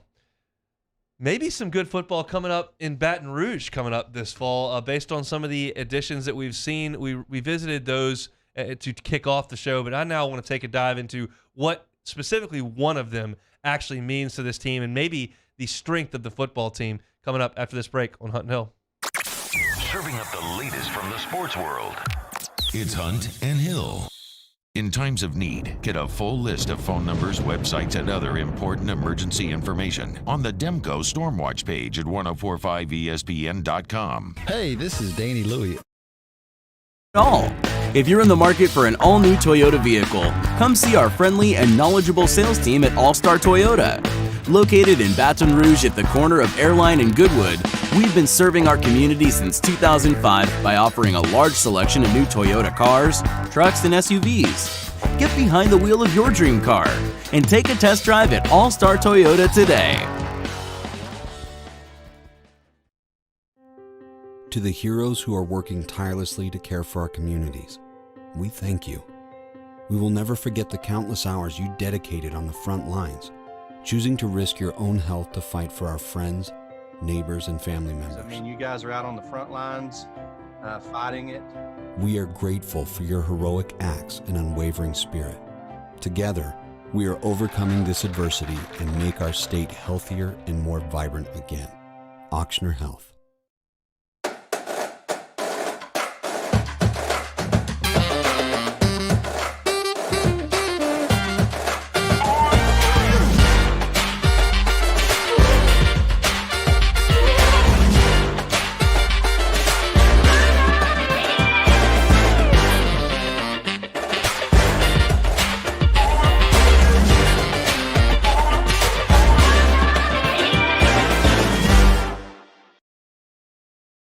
Gulf Coast Office Products is a nationally recognized Savin office equipment dealer based right here in Louisiana. Over 100 employees strong, Gulf Coast has the boots on the ground to support all vertical markets from education, engineering, legal, and finance. With the latest in office technology from desktop to production segment units, Gulf Coast and Savin have the perfect fit for you. Call 225-756-2644. That's 756-2644 for Gulf Coast Office Products. There it is, the extra mile, on the border of expected and extraordinary, for those willing to go further, like vans customized for work or play, with safety and tech to keep you connected, supported by a 5-star sales, service, and finance team, and backed by the 1-star you know. So go the extra mile. It's never crowded, because so few have what it takes to go there. Mercedes-Benz Vans. Yo, Jake here for Patient Plus Urgent Care Clinic, reminding you they now have 8 convenient locations across the Baton Rouge area, open from 9 a.m. until 9 p.m. And if you're looking for that COVID test for holiday travel, or you have a holiday event coming up, they're the place for you, as well as a flu shot. It's starting to creep up here during flu season, so if you need that shot, make sure you get that. They now have some available through December. You can find more information on their website, patientplusuc.com. That's Patient Plus Urgent Care Clinic. Get in and get better. ServiceMaster Elite create clean, disinfected work environments. As a local business, we take pride in serving the New Orleans and Baton Rouge areas. Our cleaning protocols follow CDC and OSHA standards for healthcare settings, offices, senior living, restaurants, and industrial plants. Contact ServiceMaster Elite to get your operation ready for reopening with germ disinfection cleaning. ServiceMaster Elite, the trusted choice in professional cleaning since 1996. Eli's always been into grilling. It took us a while to see it, but the signs were there. What are you doing, Eli? I knew grilling was my thing. I have been talking about it throughout my career. Happy with the results? I am. Got the new grill from barbecueguys.com. It performed great. My advice, as I always told my boys, do more of what you're born to do. Barbecue Guys, for those who were born. Wednesdays off the bench. Game day, Tigers versus Tide. Are you ready to boot up in T-Town? Plus, Matt Flynn stops by. Off the bench, 7 to 10 a.m., 104.5 ESPN.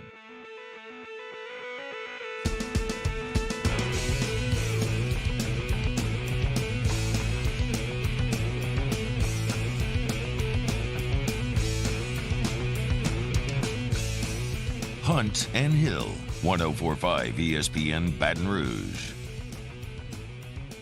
You know, all the talk has been about the lack of depth, the issues with talent on the LSU football team, and the absolute rebuild that LSU is going to have to go through. And you start to kind of look at this position by position, and some are terrifying. The secondary, maybe linebacker, you just really don't know what you're going to get those two spots.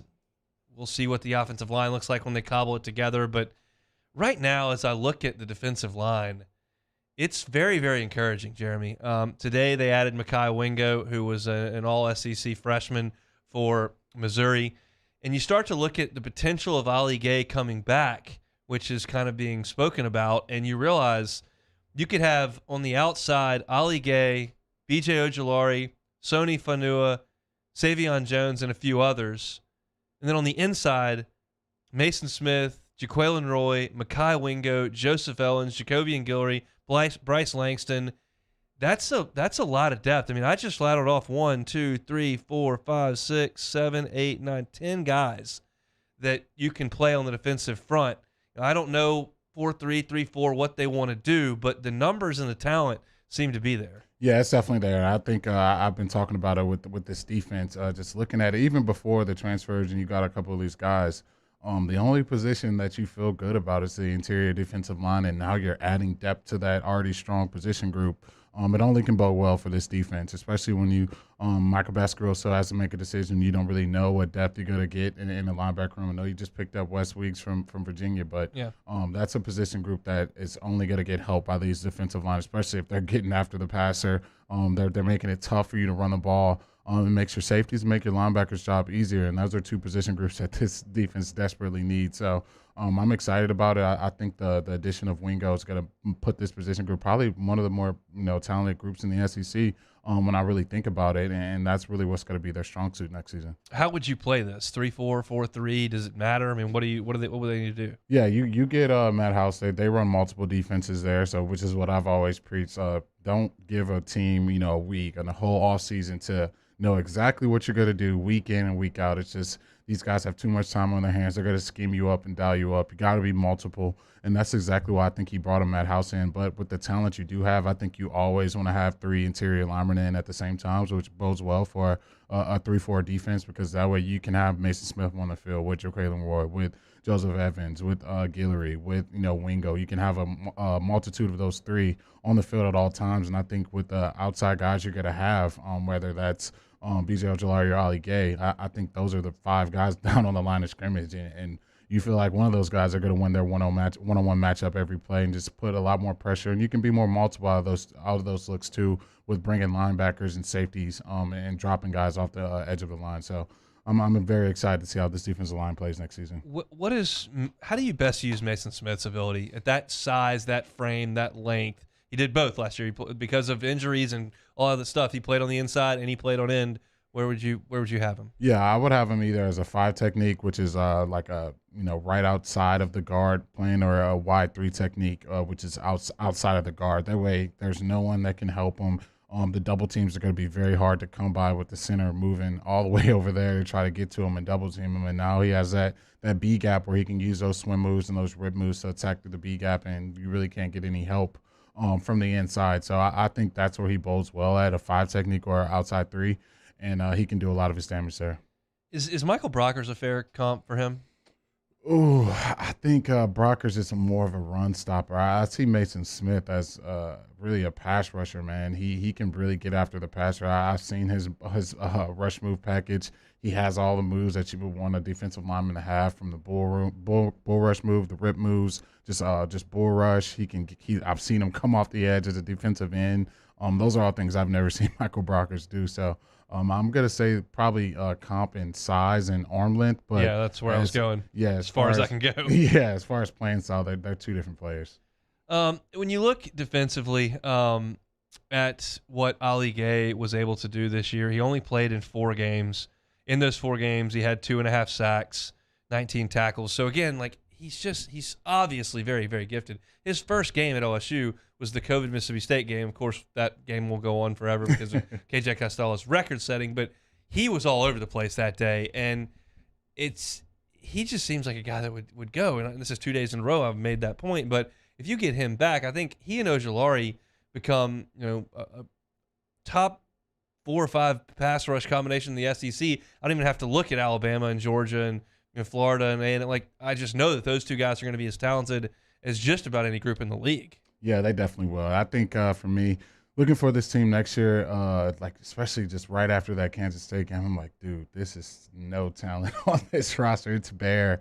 It's really not many guys you could point to, but now as guys are making their decisions, you're really starting to see who's going to be on this team, who's not. I think the talent is definitely there. Now it's just trying to get depth around that talent in case anyone gets hurt. And things are looking good now. Things are definitely going in the right direction compared to what they were a couple months ago. Jaquelin Roy this year played in all 13 games. He finished the season with 6 TFLs, sack and a half.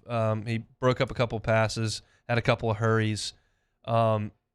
Your thoughts on his play in his second year? Again, I don't know what year anybody is because of COVID, so it's Jaquelin Roy's second year. What your thoughts on that? Yeah, I think he played extremely well last year. I think especially a guy that didn't play a ton of snaps in the SEC, being put in those positions. I saw him getting in the backfield. He has a really, really good rip move, and he really knows how to really take advantage of those guards when they're isolated one-on-one. So he's definitely a guy. I think another year in the weight lifting program, the strength and conditioning program.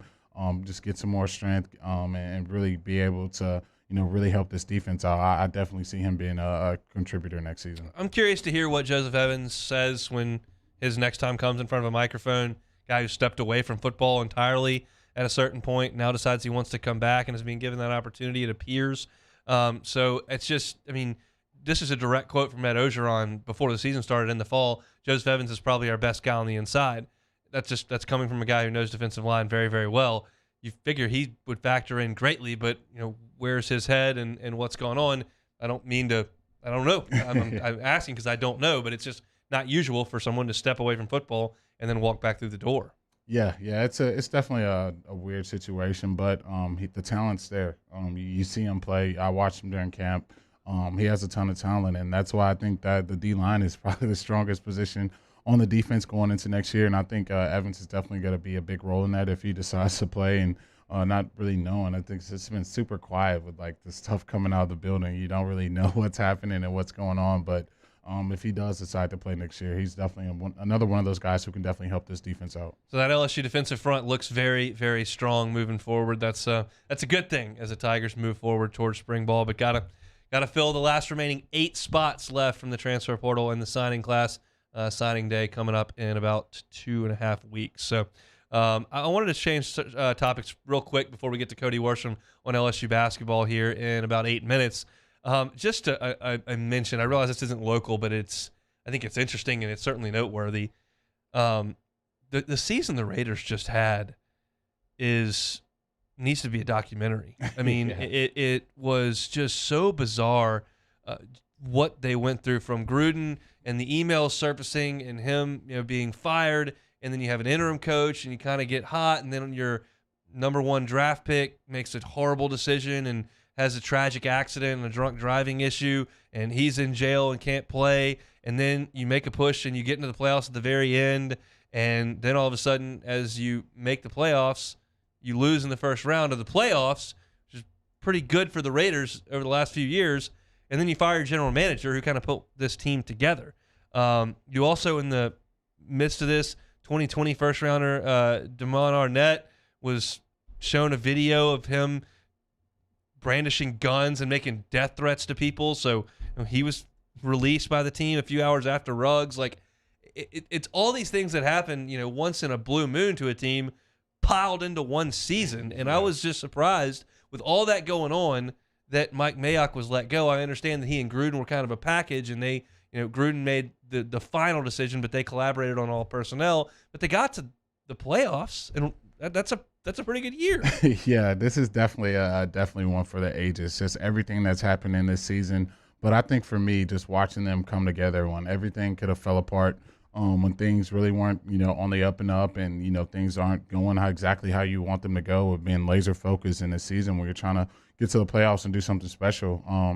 They held it together, man, and they won some really, really tight football games with Derek Carr having to go drive it down the field with seconds up with some walk-off field goals, and just battling to be in a position to make the playoffs when I think no one really thought that was in the realm of possibilities. That was a huge season.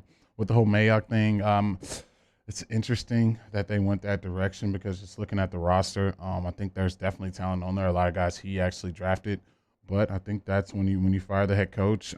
This is kind of what happens. It's kind of like you empty house and you kind of start over and try to build fresh. So it's a tough scene, but I definitely like the way they battled and didn't give up throughout that season. Just a bizarre season from the head coach to 2 first-round draft picks basically getting arrested, and then your GM is out after a playoff run that nearly resulted in a win on the road. You were 1 play away from winning that game on the road and didn't quite get it done. So Raiders will move on from Mike Mayock, and the playoffs will move on without them.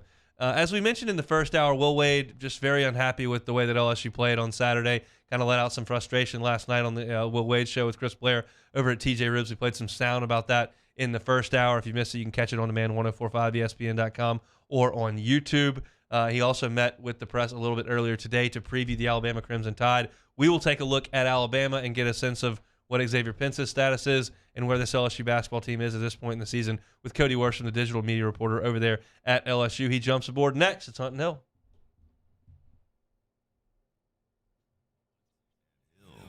Hunt Palmer, Jeremy Hill, Hunt and Hill.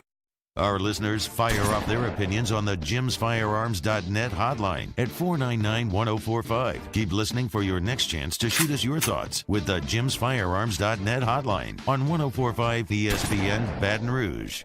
Yo, you can listen to 1045 ESPN on the airwaves, on your phone, and now on Whitney YouTube. Isn't just a bank for our clients.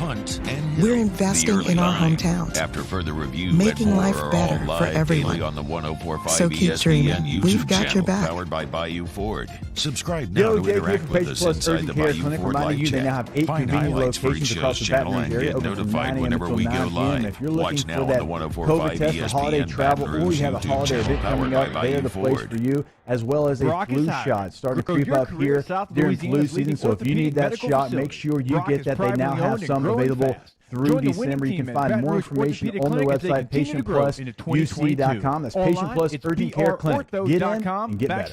/careers.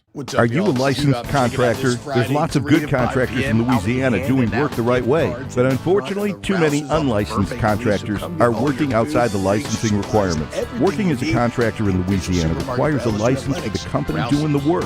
The Louisiana State Licensing Board for Contractors wants to help you get licensed to allow you to conduct work legally. It's not difficult to get the license. We can help you. Go to lacontractor.org for more information. Licensed contractor, it's the law. Full details and at All Star Toyota, you get it all. If you're in the market for an all-new Toyota vehicle, come see our friendly and knowledgeable sales team at All Star Toyota. Located in Baton Rouge at the corner of Airline and Goodwood, we've been serving our community since 2005 by offering a large selection of new Toyota cars, trucks, and SUVs. Get behind the wheel of your dream car and take a test drive at All Star Toyota today. Overlooking the University Lake in any of their luxurious guest I rooms had or to suites. pack up all my Their things. newly renovated bars back open for service. I and had they're to leave located my near some of the home. best restaurants in town. Visit thecookhotel.com And I never knew or where I call was going next. 225-383-2665 It to felt book like I your never stay even had today. a say. But then you came along. Change a child's story. There's a child in foster care waiting for a volunteer like you.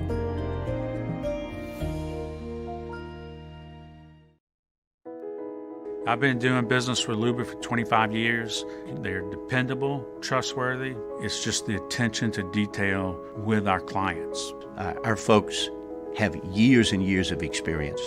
They're highly trained professionals. But many companies have that asset. What I'd like to think makes Luba a bit different is that we use those talents in a way that truly is dedicated to serving the needs of the folks who depend on us.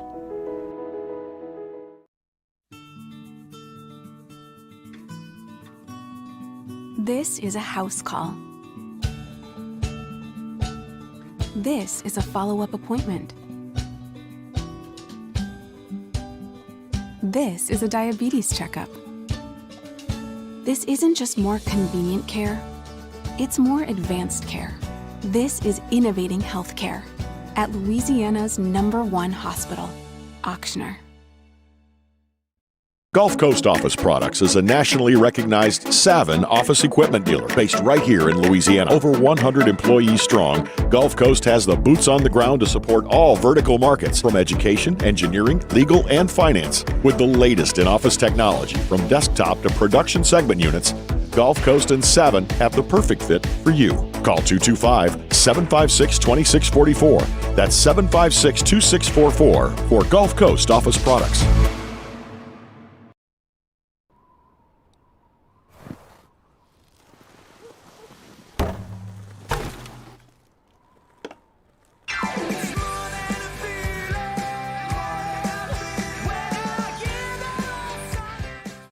For a Tuesday edition of Early Line, as we recap Rams Cardinals, did our picks from last week's show go 4-0? Plus, we go out to Las Vegas to talk to Rafael Esparza of MyBookie.ag. Join us 2 p.m. 104.5 ESPN Baton Rouge.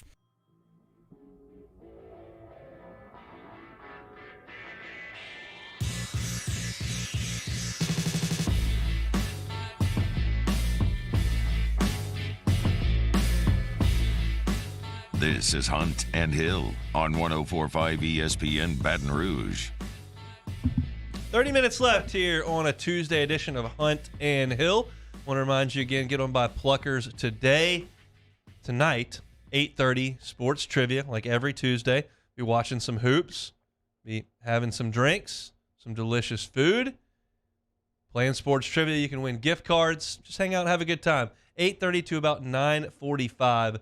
Over there at Pluckers on Nicholson. I am there every Tuesday, and we'll be tonight. Very much looking forward to that. We played some audio in the first hour from Will Wade last night, Will Wade Coach's Show with Chris Blair, and he was pretty salty about the way things have gone, or the way things went on Saturday. He mentioned turnovers.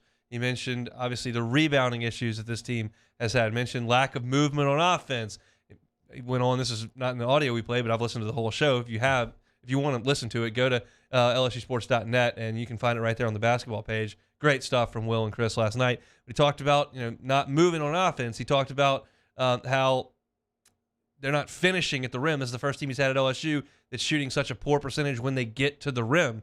He's had awesome players like Tremont Waters and Skylar Mays and Javonte Smart and Cam Thomas and Trendon Watford and Emmett Williams and all those guys that were so good finishing around the rim. This team doesn't do that, and he's having to kind of find his way a little bit, coaching these guys and trying to get something different out of them. It's such a different team than he's had in the past, where they've been so offensive-minded and so creative with the ball and so efficient in scoring when they couldn't stop anybody. And this time around, they're playing great defense, as good as anybody in the country, and they're having a hard time scoring. Yeah, they really are. And I think it's really just the inconsistency of having that number one guy that night in and night out.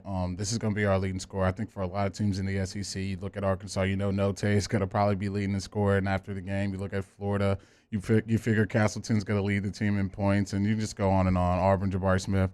LSU, there's not a guy. You've kind of saw contributions from a lot of different guys on any given night. Some nights it may be Tari Eason, some nights it may be Darius Day, some night it may be Xavier Pinson, but I think for this team is finding whoever that guy is and really just depending on him and getting that confidence, because you're going to go on some scoring droughts. You just had a scoring drought of 17 to 2 points, which is just extremely embarrassing, especially at home with the game on the line. So they're going to have to figure out these offensive L's, or you're going to start losing a lot more games that you have no business losing. The good news is the defense is ridiculously good, and I will give you a number which will not mean anything on its face, but when I explain it a little deeper, you'll understand just how impressive that it is. I gave this on my podcast earlier this morning. LSU's defensive efficiency rating is best in the country. I couldn't tell you exactly how they calculate that. 99% of the people listening to this show couldn't tell you how exactly they calculate defensive efficiency. But I can tell you that the gap between LSU at number 1 and Virginia Commonwealth at number 2 is 0.058, and that sounds insignificant.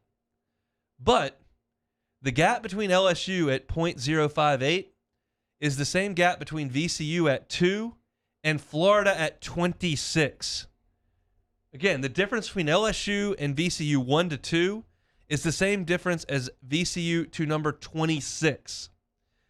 And when I get asked the question, why does LSU's net ranking look so good? Why is it even better than Auburn's when LSU has lost some games and lost to Auburn and doesn't have a phenomenal strength of schedule. And I'll tell you that two things I know for sure factor, and I can't tell you how much, and I can't tell you exactly that this is certainly the case, but I can tell you that it helps because I've looked into how they calculate the net ranking. And one of them is efficiency. Offensive efficiency and defensive efficiency go into this formula. And when your defensive efficiency is that much better than everyone else's, your net ranking is going to take a boost. That's part of this deal.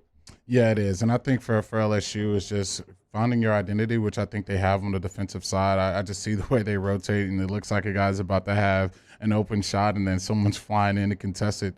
They're flying around like banshees on the defensive side of the court. So that's really their identity. Trap people, force bad decisions, force turnovers.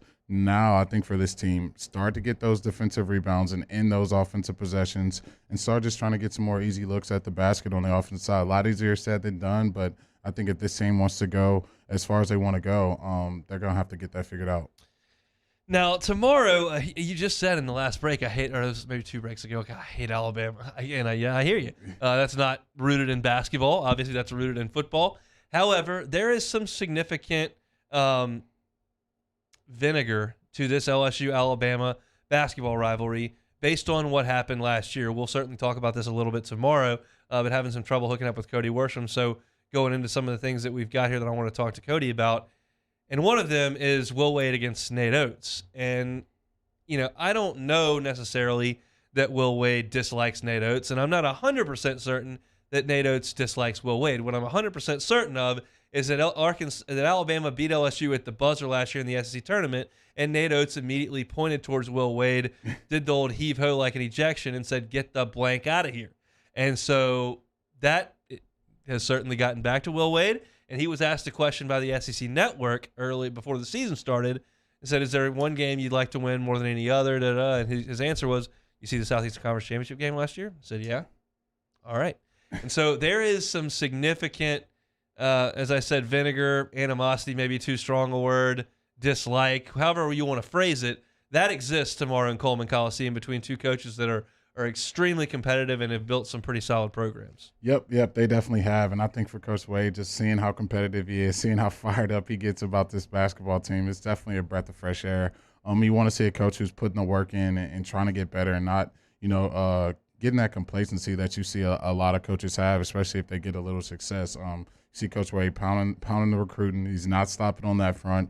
He's trying to get this team better offensively, defensively, and just doing every little thing that can help. And I think you getting this win over this team on Alabama on the road, I think it's definitely going to get this team going back in the right direction because, like you said, the last thing you want is going on a 3-game skid and trying to figure some stuff out and really, trying to rally and kind of, wonder what's going on and how can we change it. And you start winning these games, you're going to be back to how you're feeling a couple weeks ago. Like you can go in any house and win whatever game, no matter what the situation is. This is something we brought up yesterday, but it was kind of on a whim, and we were just talking about it. I went back before the podcast this morning and wrote it out just to have it in front of me so that I could really quantify some things. When you look at the talent that is very likely to be on this roster next year, it is remarkable to think about the program that he has built here. Now, obviously, in this day and age, expecting everyone to stay in one place for an extra year is a fool's errand. It probably doesn't happen. But this exercise is not a fool's errand in total because you can understand where it comes from. Look at what they could have next year. This is just the backcourt, just the ones and twos. Eric Gaines, then you bring in Allen, who's a 5-star, Brandon Murray, Adam Miller, Justice Williams. That's just your ones and twos. You got Marvell Allen, who's a top 25 player in the country. Justice Williams was a top 50 player in the country. Adam Miller played for Team USA, was a 4-star, started as a freshman on a 1 seed. Brandon Murray has been great in his freshman year, and Eric Gaines will be a junior by that point. One of the top steals guys in the conference, electric playmaker. Those are just your ones and twos. Your 3s and 4s, Imwani Wilkinson as a junior, one of the best defensive players in the league. Alex Fudge, freak athlete, 6'9", knocked down a couple threes in the game on Saturday, blocking shots, rebounding. The sky's the limit for him. Julian Phillips, top 50 player in the country, 5-star recruit, will be a freshman next year. He's 6'9", can play on the wing, drive, block shots. Great player. Devin Ree, another 6'8", long, rangy athlete. I mean, between Fudge, Phillips, and Ree, that's just a freak show of 6'8" guys is what that is, and that's with Mwani in there. And then you go to the block. You've got Efton Reed, who's a 5-star, who will be a sophomore at that point. Sharif O'Neal, who's kind of showing me something over the last week. And then, Jarrell Colbert, Bradley Azuero, we'll see if they're around. But that's your group. That is an astonishing collection of talent there. Yeah, that's top to bottom. I mean, that's really not a weakness you can point to. I think the only thing, will you get Adam Miller back, he's going to be a knockdown shooter, but the shooting is something that I think is the only thing I can point to for next season. But I think you get that amount of talent, you're probably not going to need too many three-point shots. You're going to be able to just dominate people with your defensive rotations and turnovers and fast break opportunities, and that's exactly what Coach Wade has built. I think just watching that team last year and just not being able to get a stop or rebound ever when you needed to, and just getting it this year, it just seems like sometimes you just can't make a three. Kind of find a little happy medium in the middle somewhere, but I think when you get Miller back with some of these other guards and Allen and the crew, this team's definitely going to be something you got to watch out for. Yeah, theoretically, with Marvell Allen, Brandon Murray, Adam Miller, and Justice Williams, you ought to be able to shoot the ball at a reasonable clip with that collection of guys. And Mwani's shown that he can shoot it a little bit. I think Phillips can shoot it, and so I think you'll be okay shooting the basketball. Should in theory, but long way to go from there. We've got a season to worry about this year. Tonight on the hardwood in the SEC, it's kind of a rough Tuesday, Wednesday. Not a lot of great games. LSU Bama is a good one, but obviously we're talking about the ones outside of that. Tonight in Fayetteville, Arkansas plays South Carolina. Hogs 2-3 coming off that big win. They've won 2 in a row now. South Carolina 1-3 in the league. Bud Walton ought to be a pretty good place tonight. 12 is the line. I like Arkansas to cover that one. I don't like South Carolina at all. Yeah, I don't like South Carolina either. I don't think they're going to do enough to get it done. Just not much pulse to me in the SEC. So, yeah, I'm going to have to agree with you on that one. Missouri's going to the Pavilion in Oxford, Mississippi. That's on ESPNU at 6 o'clock. Mizzou 7-9 on the season. Ole Miss is 9-7. Very, very mediocre ball clubs here. But it says a lot about Missouri at this point that Ole Miss is a 7.5-point favorite over them in Oxford.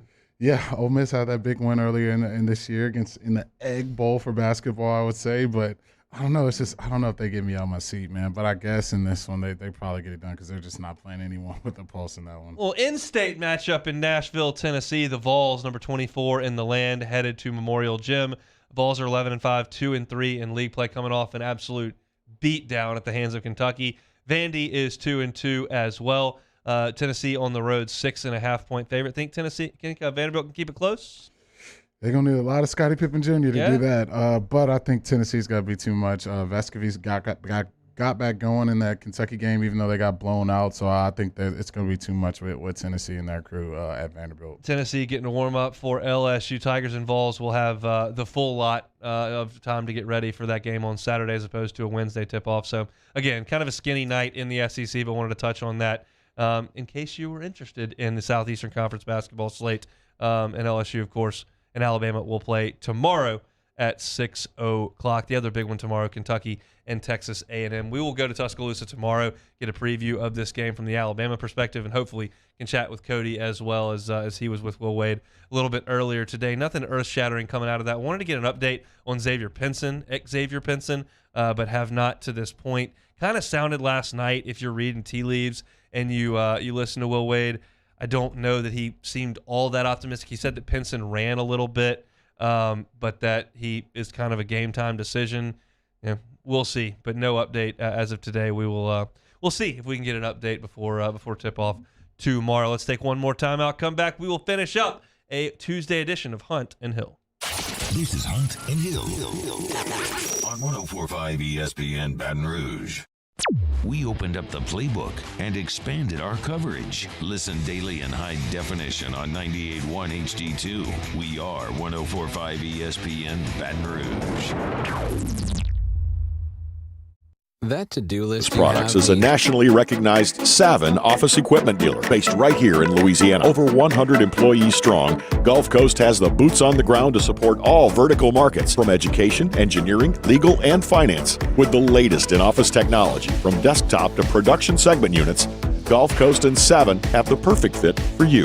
Call 225-756-2644. That's 756-2644 for Gulf Coast office products. This isn't just another day. It's so much more. Kelly's life was put on hold when her auctioneer primary care doctor discovered a rare blood disorder. Her doctor connected her to an auctioneer care team of cancer, heart, and kidney specialists. With multiple primary care locations around Baton Rouge, same-day appointments, and online scheduling, we're relentless about keeping you healthy. Auctioneer Baton Rouge, innovating healthcare for Kelly. At All-Star Toyota, you get it all. If you're in the market for an all-new Toyota vehicle, come see our friendly and knowledgeable sales team at All-Star Toyota. Located in Baton Rouge at the corner of Airline and Goodwood, we've been serving our community since 2005 by offering a large selection of new Toyota cars, trucks, and SUVs. Get behind the wheel of your dream car and take a test drive at All-Star Toyota today. Yo, Jake here from Patient Plus Urgent Care Clinic, reminding you they now have 8 convenient locations across the Baton Rouge area, open from 9 a.m. until 9 p.m. And if you're looking for that COVID test for holiday travel, or you have a holiday event coming up, they're the place for you, as well as a flu shot. It's starting to creep up here during flu season, so if you need that shot, make sure you get that. They now have some available through December. You can find more information on their website, patientplusuc.com. That's Patient Plus Urgent Care Clinic. Get in and get better. ServiceMaster Elite create clean, disinfected work environments. As a local business, we take pride in serving the New Orleans and Baton Rouge areas. Our cleaning protocols follow CDC and OSHA standards for healthcare settings, offices, senior living, restaurants, and industrial plants. Contact ServiceMaster Elite to get your operation ready for reopening with germ disinfection cleaning. ServiceMaster Elite, the trusted choice in professional cleaning since 1996.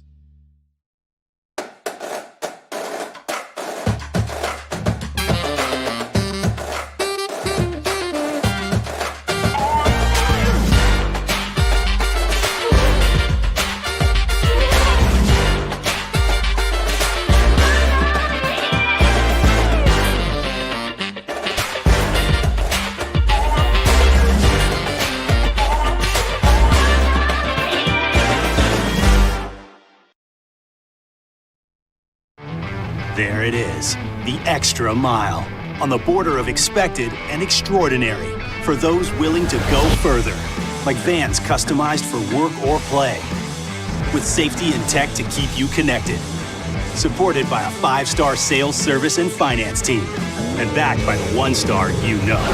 So go the extra mile. It's never crowded, because so few have what it takes to go there. Mercedes-Benz Vans. Eli's always been into grilling. It took us a while to see it, but the signs were there. What are you doing, Eli? I knew grilling was my thing. I have been talking about it throughout my career. Happy with the results? I am. Got the new grill from barbecueguys.com. It performed great. My advice, as I always told my boys, do more of what you're born to do. Barbecue Guys, for those who were born to grill. FR, presented by Insurance Network of Louisiana. Will Wade previews LSU's trip to Tuscaloosa, and the deadline to enter the NFL draft is come and gone. We'll have the latest. Join us, 3 to 6, 104.5 ESPN Baton Rouge.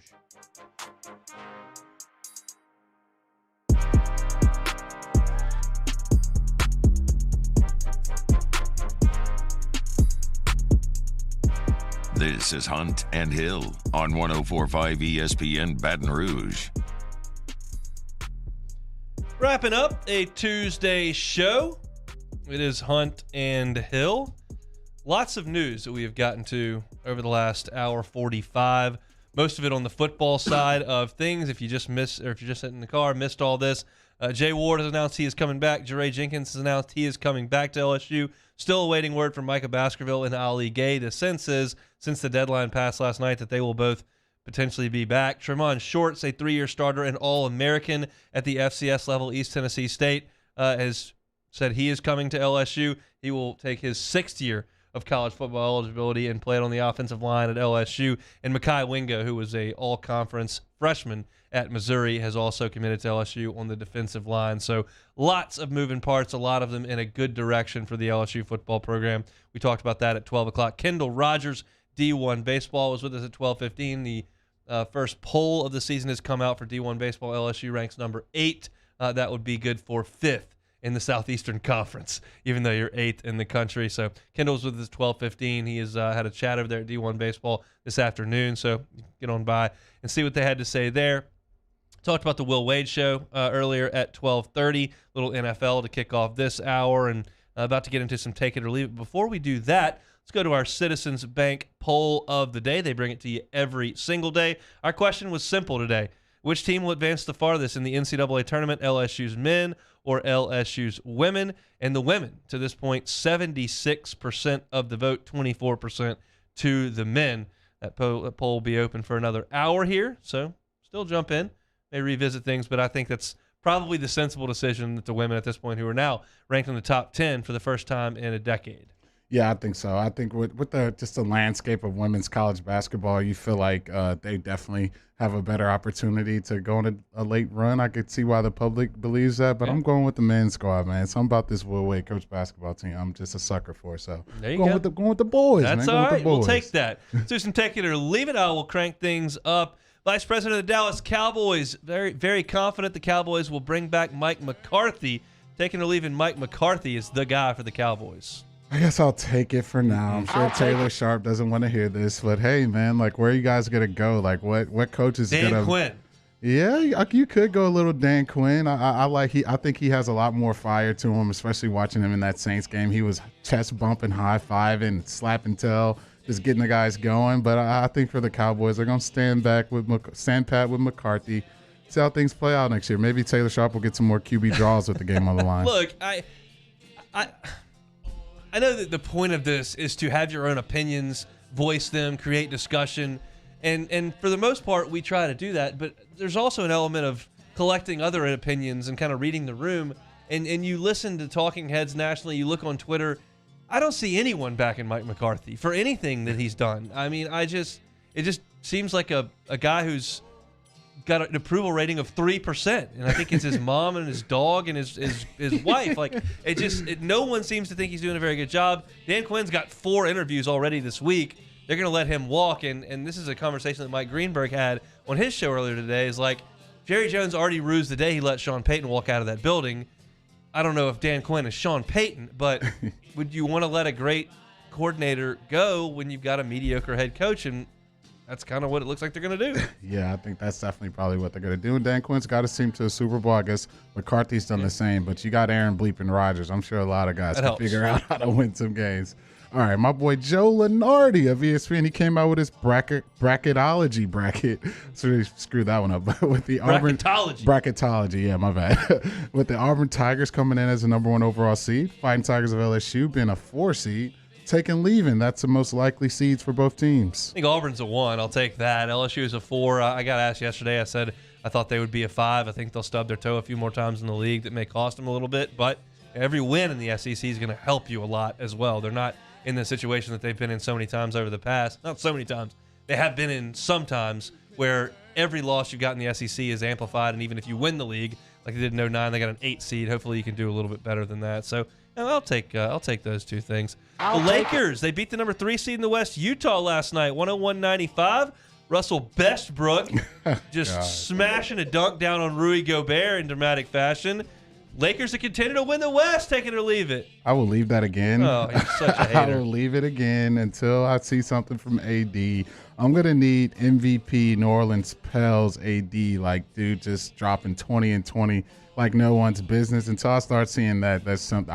We got LeBron playing center. Like, what are we doing? I've never seen anybody more excited to get a technical than Russell Westbrook last night. Like, he dunked that, started talking trash, got a technical, just started talking more trash. He was like, I've never seen anybody more excited to get teed up. Oh, man. Look, all right, man. I have no more Lakers. It's just make my stomach hurt. But, okay. All right. The LSU Tigers, they're ranked number 1 in the transfer portal rankings with the signings of Coach Kelly and the crew. Taking or leaving, they can get this recruiting class in the top 10 after National Signing Day. I'll leave that. They'd have to do some real work. Obviously, Jacoby Matthews is a big deal. People are still holding on to hope with Harold Perkins. Every time he opens his mouth, it sounds less and less like he has any interest in LSU whatsoever. So no, I don't think there's a strong likelihood of finishing in the top 10, but that's probably to be expected in your first signing class. They got to hit the ground running with this junior class here, put together a really strong summer and start putting that class together. They look like they're doing a pretty good job of sending their message out there to some of these high-profile transfers that they were early in on and are making come to Baton Rouge, so that's a good start. But as far as the top 10 class, this one, I don't think so. Nick Kyrgios said a taste of a fan's beer during the Australian Open. You're taking or leaving getting a sip of a fan's beer during a game. I'll take that. Look, that was a cool move by my boy Nick, man. Just having a nice little sip in the middle of the game. I don't know if the league's going to be too happy about that one, but you don't see that too often, so I'll have to take that. That's definitely a cool move, just having a nice sip of a beverage in the game. He's the biggest hothead on the tour. So he breaking rackets, yelling at people, screaming, throwing tantrums. If we need to get him to chill out and have a cold pop during the match, that may be the best way to go for Mr. Kyrgios. All right, last one here. The LSU women's basketball team. Yeah. They joined the top 10 in the coaches poll rankings. Take or leave it. Hunt Palmer in the PMAC for some women's basketball. I'll take it. I might go. I have to really play my cards here is when I can leave the house. I got to go to the basketball game, the men's game on Saturday because the wife wanted to go. Could leave the baby behind. I'm kind of on call for whatever she needs once I get home from work. So we'll see what I can make work. But I can't make any promises. It's possible. We'll see. But top 10 for the first time in a decade, that's good for Kim Mulkey's squad. They continue to roll up wins. That's going to do it for us here on a Tuesday. Coming by Pluckers, 8:30 tonight, Sports Trivia. I will be hosting with the Nicholson location. We'll be watching hoops and having a good old time. Hope to see you out there. Matt Moscona is going to drive you home today from 3 to 6 on After Further Review. Jimmy Ott's game time is from 6 to 8. Musso and Mario will have your early line coming up next. Thank you all so much for listening and hanging out with us in the Bayou Ford chat. Thanks to Casey and Taylor.